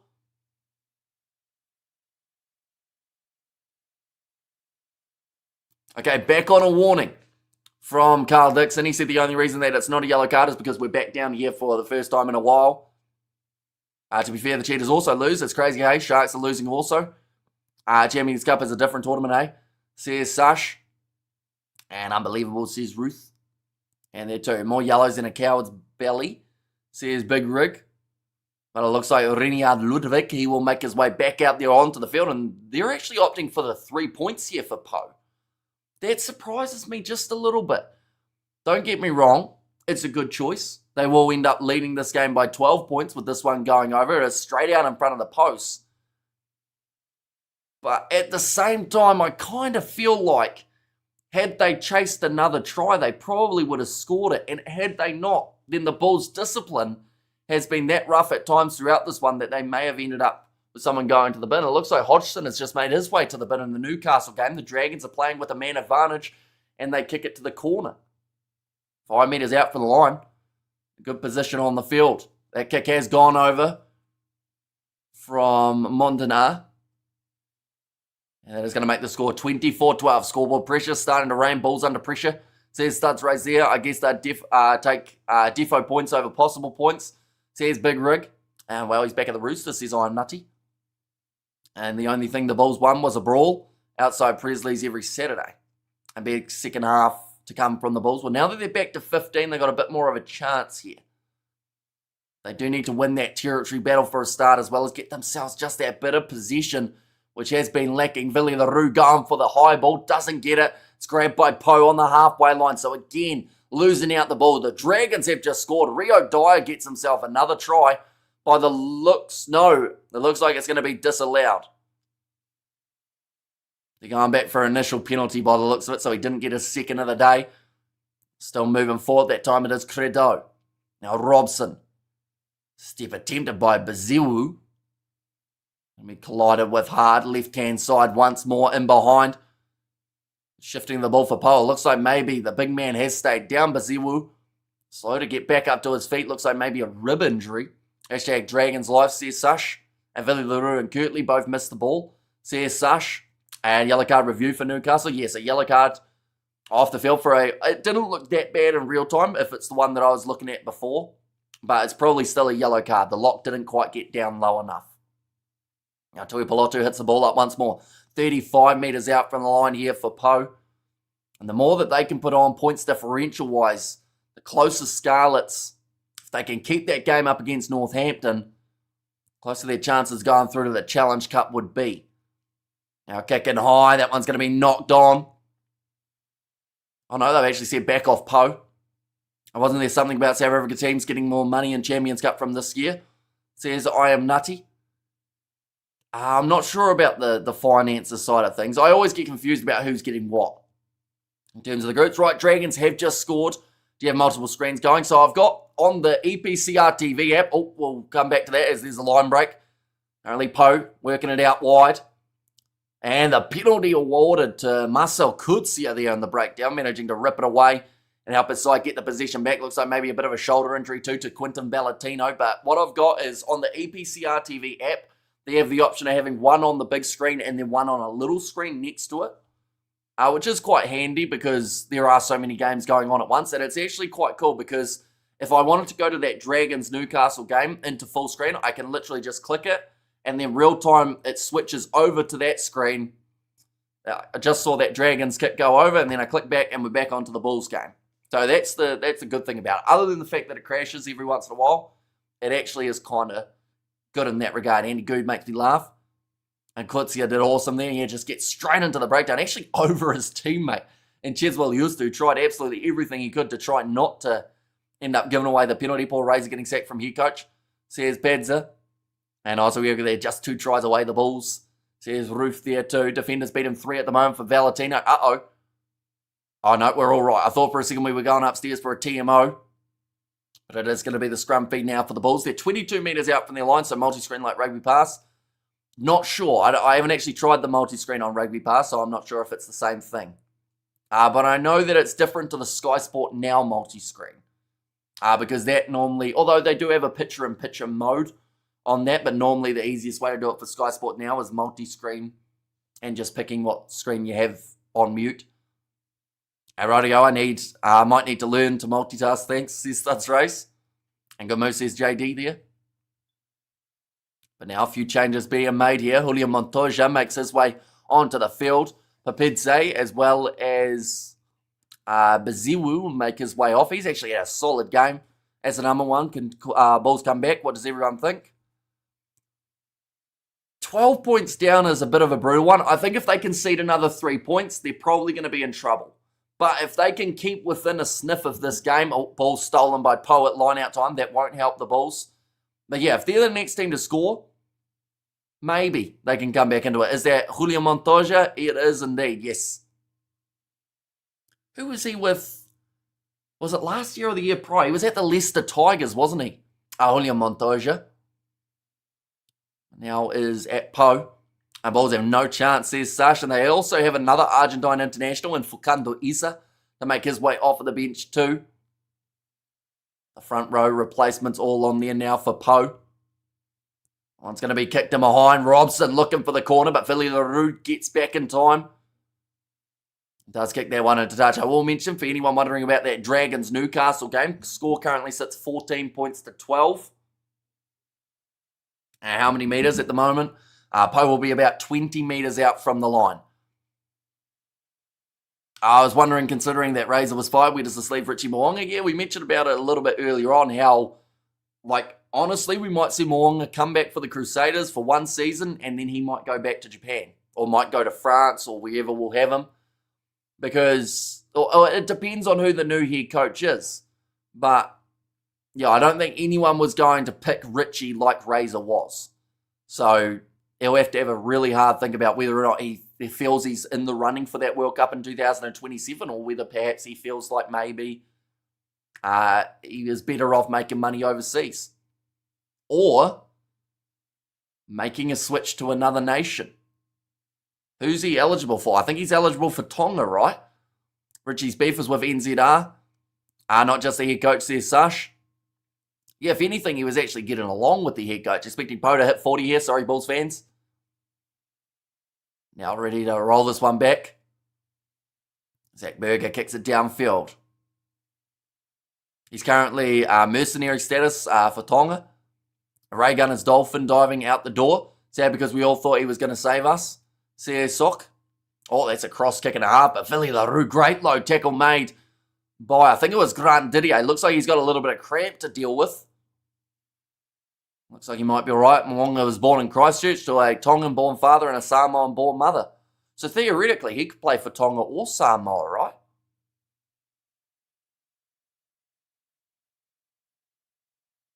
Who would he go? I think he'd go to Tonga. Maybe. But I'm not sure. Samoa could really use him with the way that they've been playing recently. Bulls are messing up my Hollywood bets betting slip. Says Brent, what did you back them for? Oh, that's a 4 pass from Pau, so we'll give the Bulls the possession back and another scrum feed. We pay money for a Richie Mo'unga 10 Tonga jersey. I want the Bulls to do well, but I don't mind seeing them being cut to the size this year. Versus Caleb Muntz. Be insane. Be good. Currently 25 minutes left. We've had a lot more scrums in the second half, and I believe that is down to the fact that we've had a lot of handling errors and the rain has impacted this one big time. Richie doesn't have beef with the NZRU. Got offered great money. I heard he gave the option to his wife and she chose Japan. Says Studs Race. And Luke Whitelock could still play another season of Super Rugby. And why is there so many ads? Says Padza. I actually don't know. And I don't know how YouTube decide who gets more ads than others. Rio Dyer just broke the line for Dragons. So while there's been a stoppage in this game, there has been all-out action in that Dragons-Newcastle matchup. And the Dragons now taking the lead by 7. But back to the scrum. Let's get this one going. There's been a few resets. It looks like this one should just about come out. Yes, it does. Going off to the left-hand side for Zach Berger in behind. Harold Foster, another knocked on ball. Or does it go backwards? Backwards? No, forward. I think that was wishful thinking from myself. But now it is going to be the penalty awarded to Pau in the breakdown. Richie are coming back. Now Raygun is gone, like Papa Lee was not a favourite of Razor Raygun. Says Sock. And also we have got there just came in from outside. Bulls trying to increase their record losses, it seems. It's an A on with Isa. Says it's A on with Isa. It's A on. I don't understand that. I'm nutty. I never get ads with Right Browser and VPN. I think the All Blacks need to prioritise building a strong coaching team like the Springboks have done. Says Rabiot. Yeah, they do need to get their assistants and whatnot right as well. Who's currently the 10 for Samoa. They've gone through a few changes. So it was Christian Leleofano. We saw also Lima Sopawonga was in that 10 jersey. And then more recently, who was the recent fella for the Rugby World Cup qualifying matches? I can't actually remember who it was, but it was a veteran as well, I think. If it's 10 losses if the Bulls lose, I think it's up to 9. Or maybe 8 in a row. Yeah, it would be 8 in a row, sorry. Right, the advantage is over the Bulls now, again dropping the ball. It's become a bit of a repeat cycle at the moment throughout the last 5 minutes of this contest, and it's at a grinding halt. Hamish, it was a pun. Isa, it's on. Okay, I get you. We have there technically we could play. Oh, he could play for Tonga or Samoa this year. He was. Oh, when was the last time Richie put on the AB's jersey? Probably the last World Cup, right? Would have been Richie's last time. Now Vili LaRue goes back across to the right. They're still inside of their 22. Here's Sebastian Leclerc. We've hardly seen him today, but he breaks the line, gets round 2 defenders, passes on the inside of Chiswell Euster, goes for the grub of the pace from the young winger. Bull sits up and he will score the try for the Bulls. That is how easy it can be if they just get their hands on the ball and catch it. But that is a massive turning point in this contest now because the Bulls can now start securing bonus points in this contest. They can work their way towards the Challenge or Champions Cup. What a try, that's magic. But yeah, Sebastian Leclerc, we have not seen him today.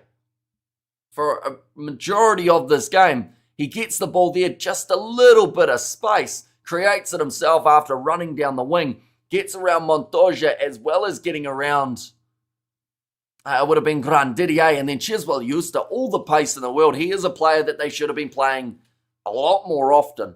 The skill that he has got and the pace to go with it, but going to be good to go.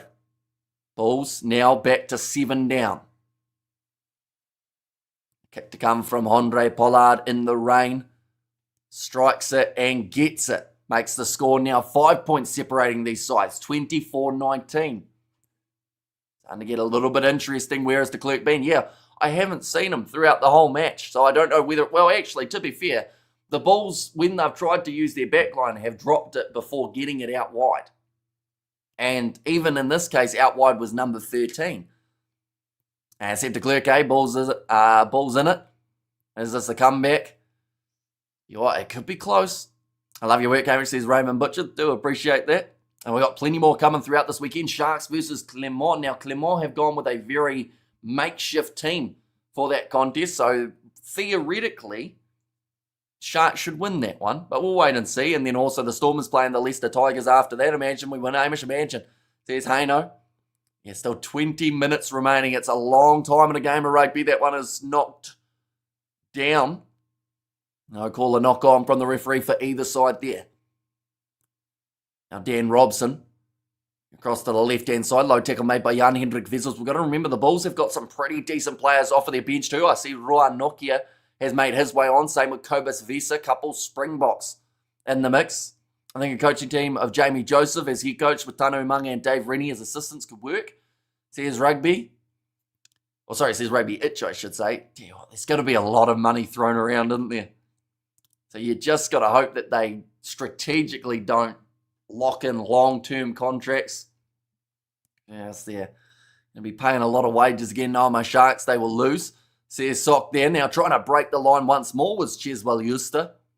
The Pau in the breakdown told to get out of it. We're into the last quarter of this contest. Vili Larue will kick this one downfield again. I feel like that's the wrong choice though, because the Bulls were finally starting to get a little bit of the ball and now they've given it straight back to Pau. Now the benefit that they've got is Pau at least tried to give it straight back to them and now they have done so around the halfway line. The Bulls in possession. Kurtley Ardenson looked like he was running into play halfback, but Jan-Hendrik Wessels gets there first. Vili Larue. In fact, this time Andre Pollard going for the cross kick and breaking the line almost was Grandidier. Our short side for Pau, popping it back inwards for Decron. Looking for the turnover and the breakdown and just knocks it on for the Bulls. I'm off, but good luck for the rest of the streams. So yeah, hopefully you do enjoy the rest of your weekend, Tim. I'm sure we'll catch you at some stage before the Six Nations. Where on NZ are you getting all this money they're supposedly throwing around? No idea, because New Zealand Rugby, didn't they take a record loss last year of $25 million or something like that? 1 second. NZRU record financial loss 2025. Was it 2025? Oh, sorry. 25 million was an exaggeration. They lost 19.5 million. So it's not recognised as a cash loss, so that's a bonus. But that's not ideal. Yes, record revenue and record expenses, says Thudrays there. And the score, please, at the moment it is 24. Oh, hang on. We'll shake the mouse and hopefully, there we go. It's given the extra 2 points to the Bulls. Currently they are down by 5 and that is going to be a penalty going the way of Pau. Both sides are on 3 tries apiece, so whoever scores next will get that bonus point for 4 or more tries. If the other team then score after that, they will also receive that bonus point. But the Bulls are in a position here where they can score 2 bonus points or go on to win this game. They need one of those 2 options though. Just losing this game by more than 8 and without a bonus point is not an option now if they want to stay in the Champions or Challenge Cup. And 21-12 to the Dragons. Yeah, they're doing nicely at the moment, I do see. They've got the ball back. Oh, no, they knocked it on. Never mind. Now, line-out chance here for the Pau side. And they have opted to go towards the posts, away from the posts. In this case, they did take their last 3 points that were available, but now they are going a little bit more aggressive, looking for the chance of an advantage. If they do give away another advantage here, the Bulls, we could see the referee once again reach into his pocket for another yellow card. Julian Montoya at the back of that rolling maul, although it looked like a collapsing maul in that case. Everyone just fell over. Good driving tackle made by Sebastian de Klerk. We haven't seen him for 55 minutes, but for the last 8 minutes, he's been predominant for the Bulls side. And Hendrik Wessels looking for the rip and the breakdown. Dan Robson. Back across to the right. Whoever scores next wins. Says Haino. I would say yes if it's Pau. I do still think if the Bulls score another try, because of Pau leading by 5, they can take a 3 that would then win them the game. We've got to remember that Bulls' ill-discipline has been a little bit substantial. But, yeah, if Pau scored now, I think this game is over. I think it might be like a right fatigue, you know. Says Sash there. Now break from Dan Robson. Pops it up to Theo Adesogbe. Another offload and some great hands from this Pau side. Dan Robson going short side. Arado shovels it on. They've got 3 men on the outside, but great defense from Cheswell Euster. Managed to shut it down all by himself. Now big chopping tackle. That is going to be an advantage against the Bulls for said chopping tackle. Robson goes for the little chip in behind. They'll go back for the penalty. A success of my own. The option fatigue's not. Failure's not. So here I go. It's my shot. Feet. Fail me not. Well, this may be the only opportunity that I got. That sounds like lyrics of a song of some sort. I thought, where was I? I met Ben Tapai a few times. He used to play for the Sharks. See here's Sash. Where is he now? I think I saw his name on a team sheet. Or maybe not a team sheet, but is he at Pau? Is that why I think it rings a bell when I was looking through at their team maybe? I just think that's playing in every player's head right now. And bat 52 says Sock. And there's still 15 minutes to go. There is a long time in this contest. Just feel like fatigue is starting to set in. Also with the amount of, not injuries, but the amount of knock-ons that we've had just in recent times. Try under the post and miss the conversion. Says JD. And France, Scotland and Ireland all have something to say about that. Says Big Rig. Right. The medics are getting called off the field. Bar 42. Oh, geez. So they've continued going. At the moment, the Dragons, Newcastle was close. 21-12. Favour of this Dragons side. And they are only 7 metres out from their opposition's line here. That is correct. And they have lost the ball. Every time I look over at the Dragons, they've had possession and then they lose it as soon as I mention about their game. So maybe I'm better off not mentioning that one just for a bit. Right, discipline is the call there from Carl Dixon to this Bulls side, but 5 metres out from the line. Goes to the front for Pau. They've already scored once off a rolling ball. Fukando Eza. He's going to be shut down by 3 Bulls players. Yandre Rudolph gets in there and grabs him and stops that ball from coming out, and it doesn't exit the maul. Brilliant work from the Bulls. Finn Russell, man of the match. So here's JD. What's next, Hamish? I'm just trying to pace myself. So the next game that we are covering will be Sharks versus Clermont. That one has taken place in about 14 hours' time. And then after that one, it is Stormers Leicester. So they are the 2 games I'll be covering tomorrow. And then the day after, I'm hoping to cover Bristol versus Bordeaux, as well as Quins versus La Rochelle.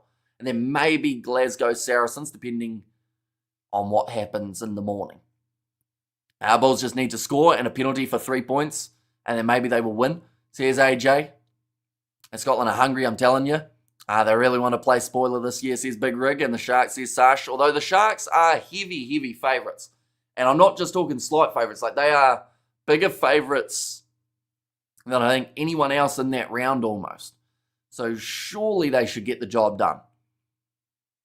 But now, big scrum from Pau. Zach Berger decides to take the sniping run round the side of the scrum. Gives it off to Yandre Rudolph. Goes for the grubber in behind. Theo Adesogbe has to run back. Cheswell Euster right on him, trying to put that pressure on. Offload down the wing. Didier close to the sideline.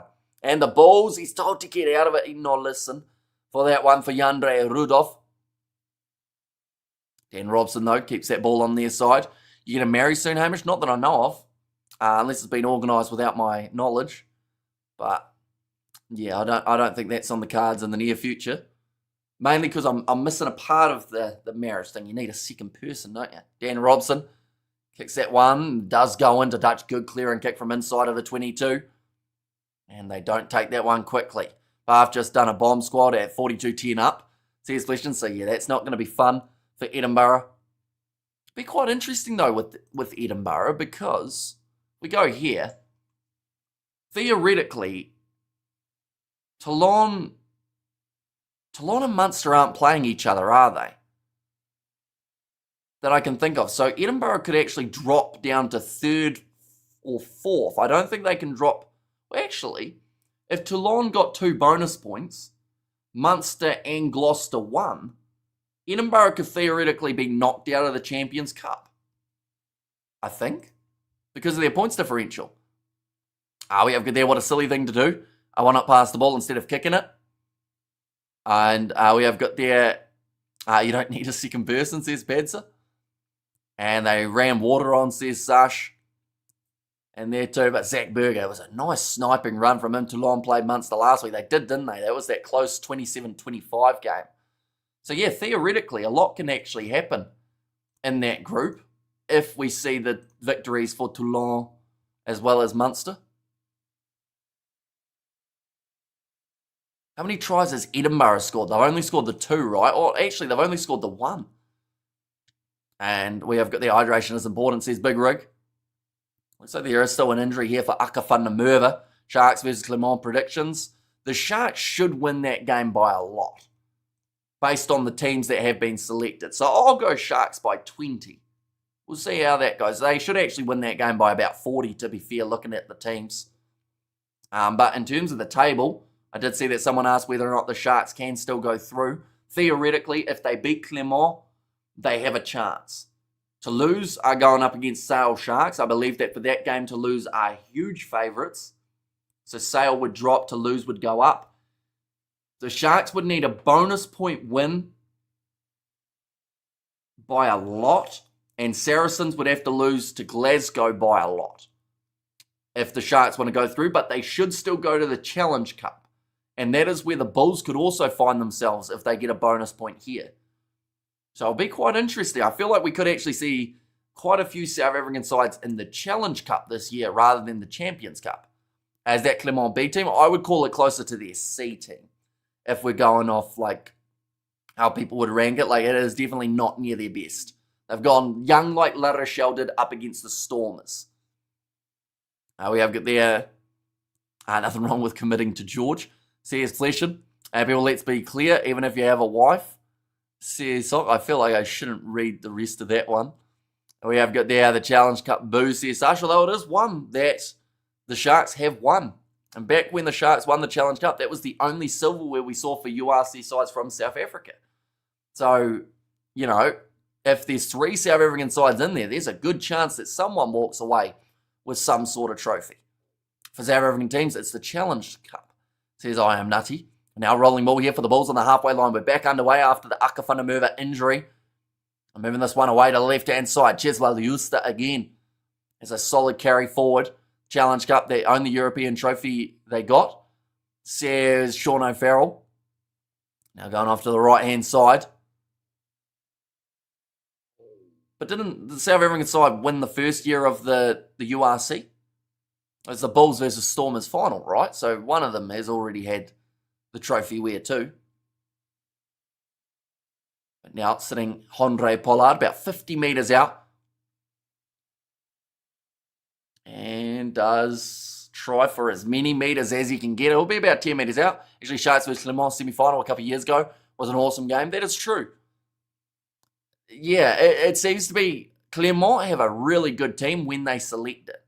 But sadly, they haven't selected it for that Sharks match. And nothing wrong with winning the Challenge Cup. Yeah, nothing wrong with winning any cup, to be fair. I think that a lot of sides would take it. And by the looks of it, the Dragons have scored another try in their game up against Newcastle, ladies and gents. It was almost straight off kickoff too. Marco van Staden. Oh no, sorry, it wasn't off kickoff. They are now kicking off. Now left-hand side. It looked like Tishak Vinny has made his way onto the park too. Cobus Visa, that was high from Pau, and they are under pressure now. The Bulls, this is a chance for a bonus point here. Are they going to be able to do it? Zach Berger. Oh, it's dropped by Jan Hendrik Vessel, so they will go back for the penalty. They're currently 5 metres out from the line, though, the Bulls. 11 minutes remaining. They are well and truly in this game. Ambition making life exciting. And after 2 weeks and 200 subs, now I will get close, or getting close to 250, so you're flying up, Brandon, at this rate. And this is my theory. The club teams in South Africa have good coaches generally, but the Boks have played, or that play a program to execute Rasi code. The club coaches do not understand Rasi code yet, says Ruby. Now Jan Hendrik Vessels ready to take this quick dab. He has thrown himself at the line just 2 metres short. If the Bulls score now, Anything could happen in the final moments. They've actually set up for almost like a rolling maul in the middle of play. Yes, they have. That is something you don't see too often, but it might be effective here, although it's been dragged down and it's an advantage. Now against Pau just out from their try line. This could be a yellow card too here for the French side. Now Andre Pollard trying to snipe his way through the Pau defensive line. Zach Berger goes off to the right-hand side. Nassim Carr delays the pass. Billy LaRue went to Sebastian de Klerk. It's a loose ball, and it is going back for the penalty. Double blow of the whistle. Referees reaching for the pocket, and it will be a yellow card for Pau. This is the turning point of this contest, ladies and gents. Collapse the maul. It was an interesting choice, though. A maul in general play. Now, what is Rassi code, though? I mean, a maul in general play certainly has to go towards it, doesn't it? What a massive moment now in this contest as the Bulls have a great attacking opportunity. They are just showing it. In fact, they're going for a rolling maul again here, the Bulls. It's a move that they've tried twice. Is it a move that's effective? The referee's looking for a grounding. Pau think they've held this one up. The Bulls think they've scored it. The referee's going to need to get this one checked. Okay, Carl Dixon has said he can't see a grounding. And the commentators are saying the TMO may not be able to either. That is the one slight downside of going for a maul in general play is unless you get it down cleanly, the chance of actually seeing it hit that turf is pretty much less than 10%. But maybe. Oh no, it's called as held up and it's a goal line dropout. So wrong choice from the Bulls there. Going for the rolling maul. Once again, just out from the line. Up against a big French pack. It was always going to be a gamble. But it earned them a yellow card, which now they can try and make the most of. But currently the Bulls now charging back towards the 22. Nassim Carr taken down low. So the TMO actually came in quickly. That's a penalty to the Bulls though, so they'll be able to kick it towards the corner. Fukando Isa. Here's the man who has been penalised. Clear Ruck, he kind of shrugged his shoulders as if to say no, it wasn't. And the time is off. Couple players down with a bit of cramp at the moment by the looks of it. I want to see that again. I thought pre-binding flying wedge, says Studs Race. We have good there. Come on, Bulls. It's a try. Says Sock in there as well. So I think they are just showing it again for Fukando Isa, the way that he went in there. Get the timing slightly wrong if the Scarlets go. I have to support the Dragons. I can't support the Ospreys. Well, at the moment, to be fair, the Dragons are doing all right. I feel like there are going to be a few upsets in this round too, so it's going to be very hard to judge who is actually going to be winning and losing.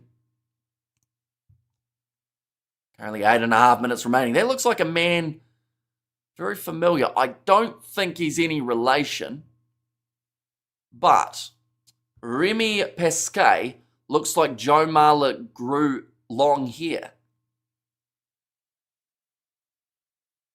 I'm not sure if anyone sees that similarity. Did you see Bar score? Yeah, they're doing very well at the moment.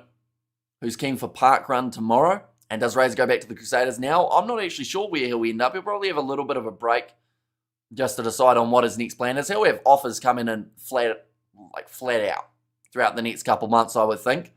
I see it says hey no there.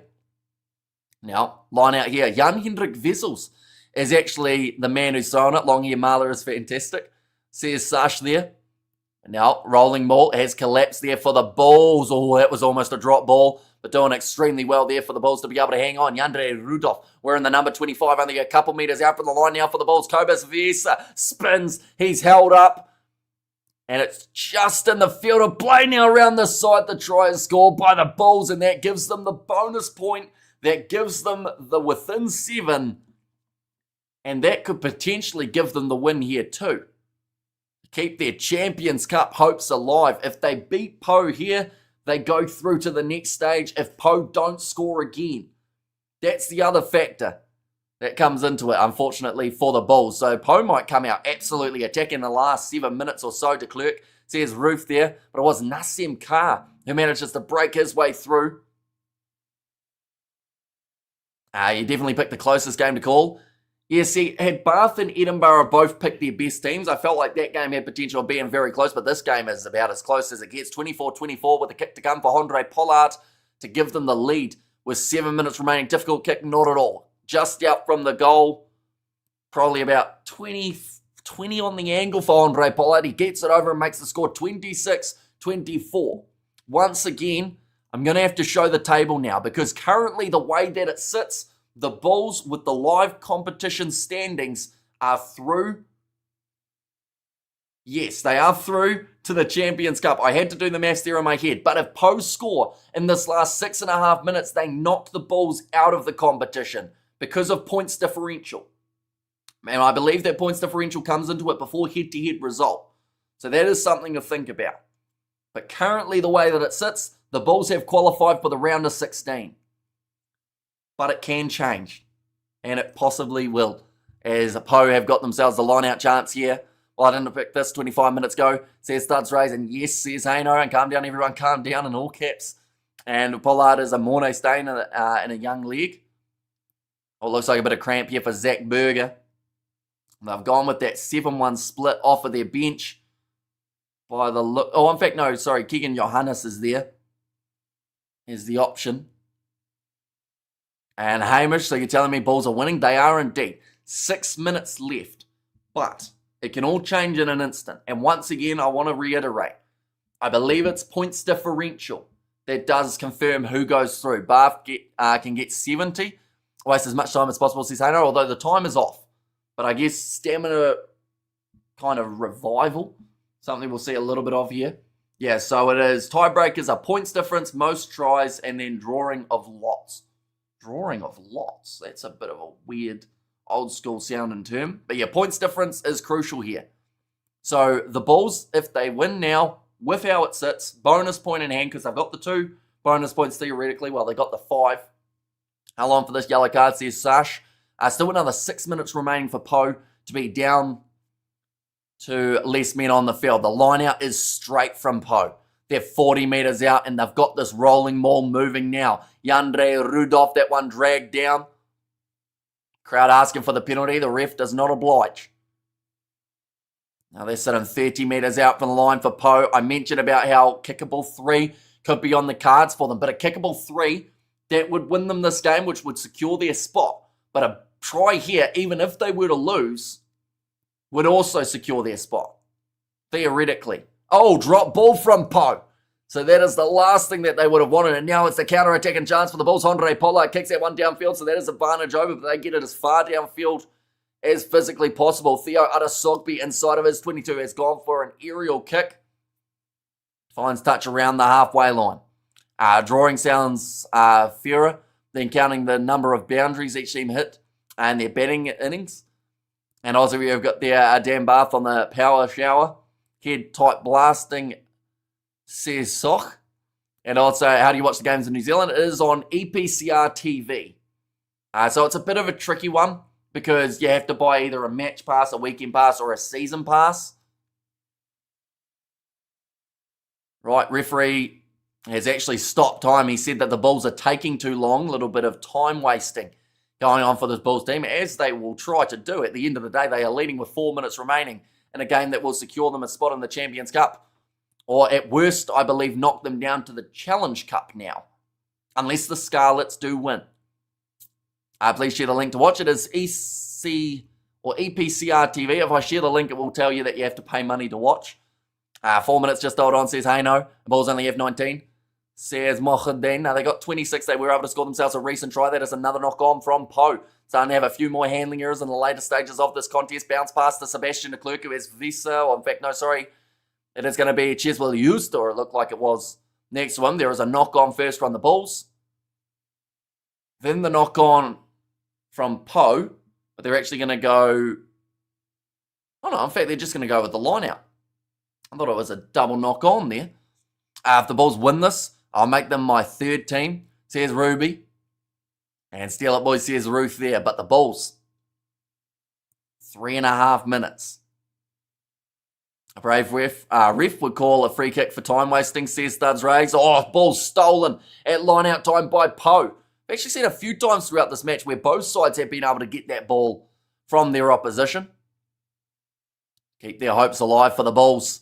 Break that losing streak. They just need to hang on. And emergency sirens if they Bulls win. says Haino there. But 3 minutes now on the clock. Pau are in position, but it looks like they're going to kick this ball away. Going for the box kick there. Robson doesn't get a huge amount of distance on it. And Cobus Visa, one of the tallest players out there on the field, go up for it. Managed to claim it, but then it's Mako van Staden who ends up dropping the ball for the knock-on. A knock-on, says Sarshley, and Pokemon, says Mohadeng. Good job again, Hamish, says Jake. Thank you very much. And there are going to be late night parties about to happen, says Cheetah. They've been waiting for a long time. The Dragons just scored again, by the way. They are starting to run away with that game up against Newcastle in a game that they were 7-12 down at halftime. They've gone on to score 4 unanswered tries in the second 40. Now 2 minutes 15 remaining. Pau have got themselves the scrum feed. Now, even if Pau score 3 points here, they would win this game, and that would knock the Bulls out of the Champions Cup. They'd go into the Challenge Cup, more than likely. But Pau would have to kick it with this rainy and maybe a little bit of windy condition. It would be great if the Bulls and the Stormers make it to the final. First round of 16. That's the first step. Now Pau, scrum feed for them. Big push by the Bulls. Huge push by the Bulls. Almost won themselves the penalty. But now running it up the middle, Aaron Grandidier. Now Robson, looking off to the short side again. It's going to be Jones. Robson, cross to the right. Crowd are asking for an offside penalty for Kando. Isa does well with his handling. And if the Bulls do end up offside, they could kiss this game goodbye. Now, big collision there for, well, there was Serverbre. Might be his name. I don't think he's Scottish. That sounded more Scottish than anything.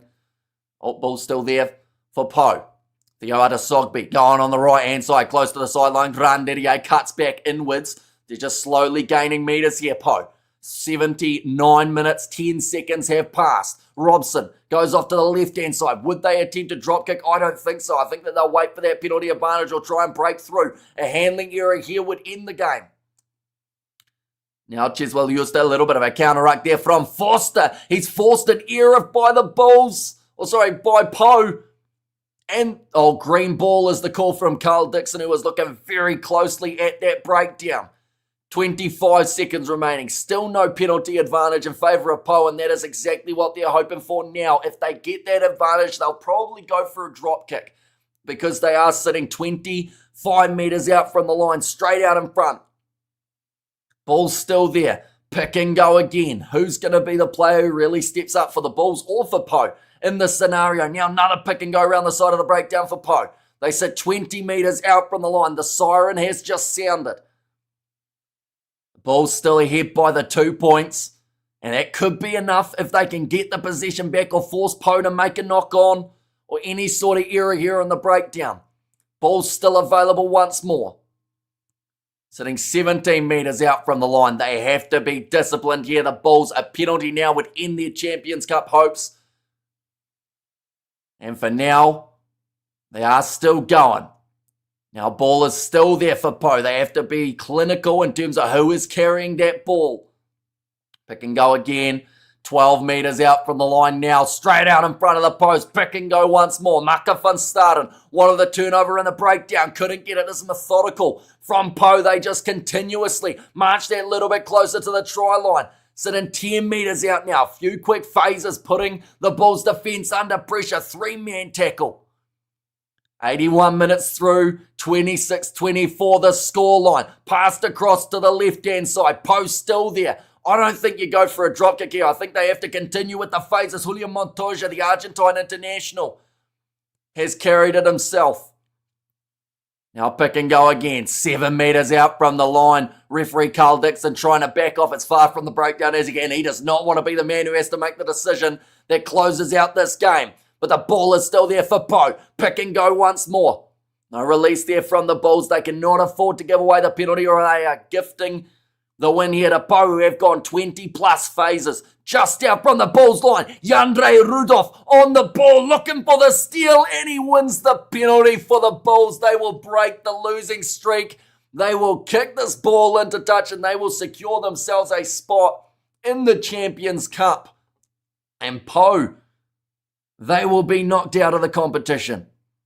He's in the pocket though, says Sash there, and congrats Bulls, says Big Rig, but out of everyone to do it, it would have been Yandre Rudolph. The amount of turnovers that man has got for the Bulls has been absolutely superb throughout this season. He has got more than any other Bulls player. He has actually, I believe, got more than any other South African player. And the man who stood up in the Currie Cup has stood up once again in France. And the Bulls have made their way through.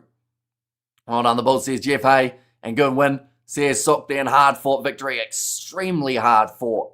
But the difference was the bonus point for the Bulls. Had they not received that bonus point, or had Pau scored once more, as well as the Bulls scoring once more, they would have been knocked out. But because of that win and the way that it sits now, the Bulls are on 7 points, Pau are on 6, and they have secured themselves a spot in the Champions Cup round of 16. That is one South African side. There are still more to be confirmed. The Sharks, unfortunately, with where they sit, they are unlikely.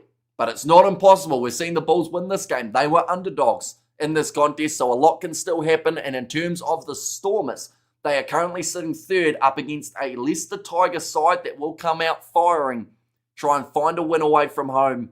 That might be enough to secure them a spot as well. We'll have to wait and see, but those games are taking place tomorrow. Ladies and gentlemen, we are going to be covering them on the channel, so anyone who is new, be sure to leave a like and subscribe. There's a lot of booing coming from the Pau crowd, but at the end of the day, it was a valiant effort from this Bulls side who just hung in there. They scored first, and from there, they also scored last. Fantastic game. Bulls defense stood up. Pau went into their shells a little in the last 20, says Studs Rays. And miracles do happen for the Bulls, says Martin. And also, they popped the champagne. And well done the Bulls, says Jeff. And well done the Bulls, says Basement there.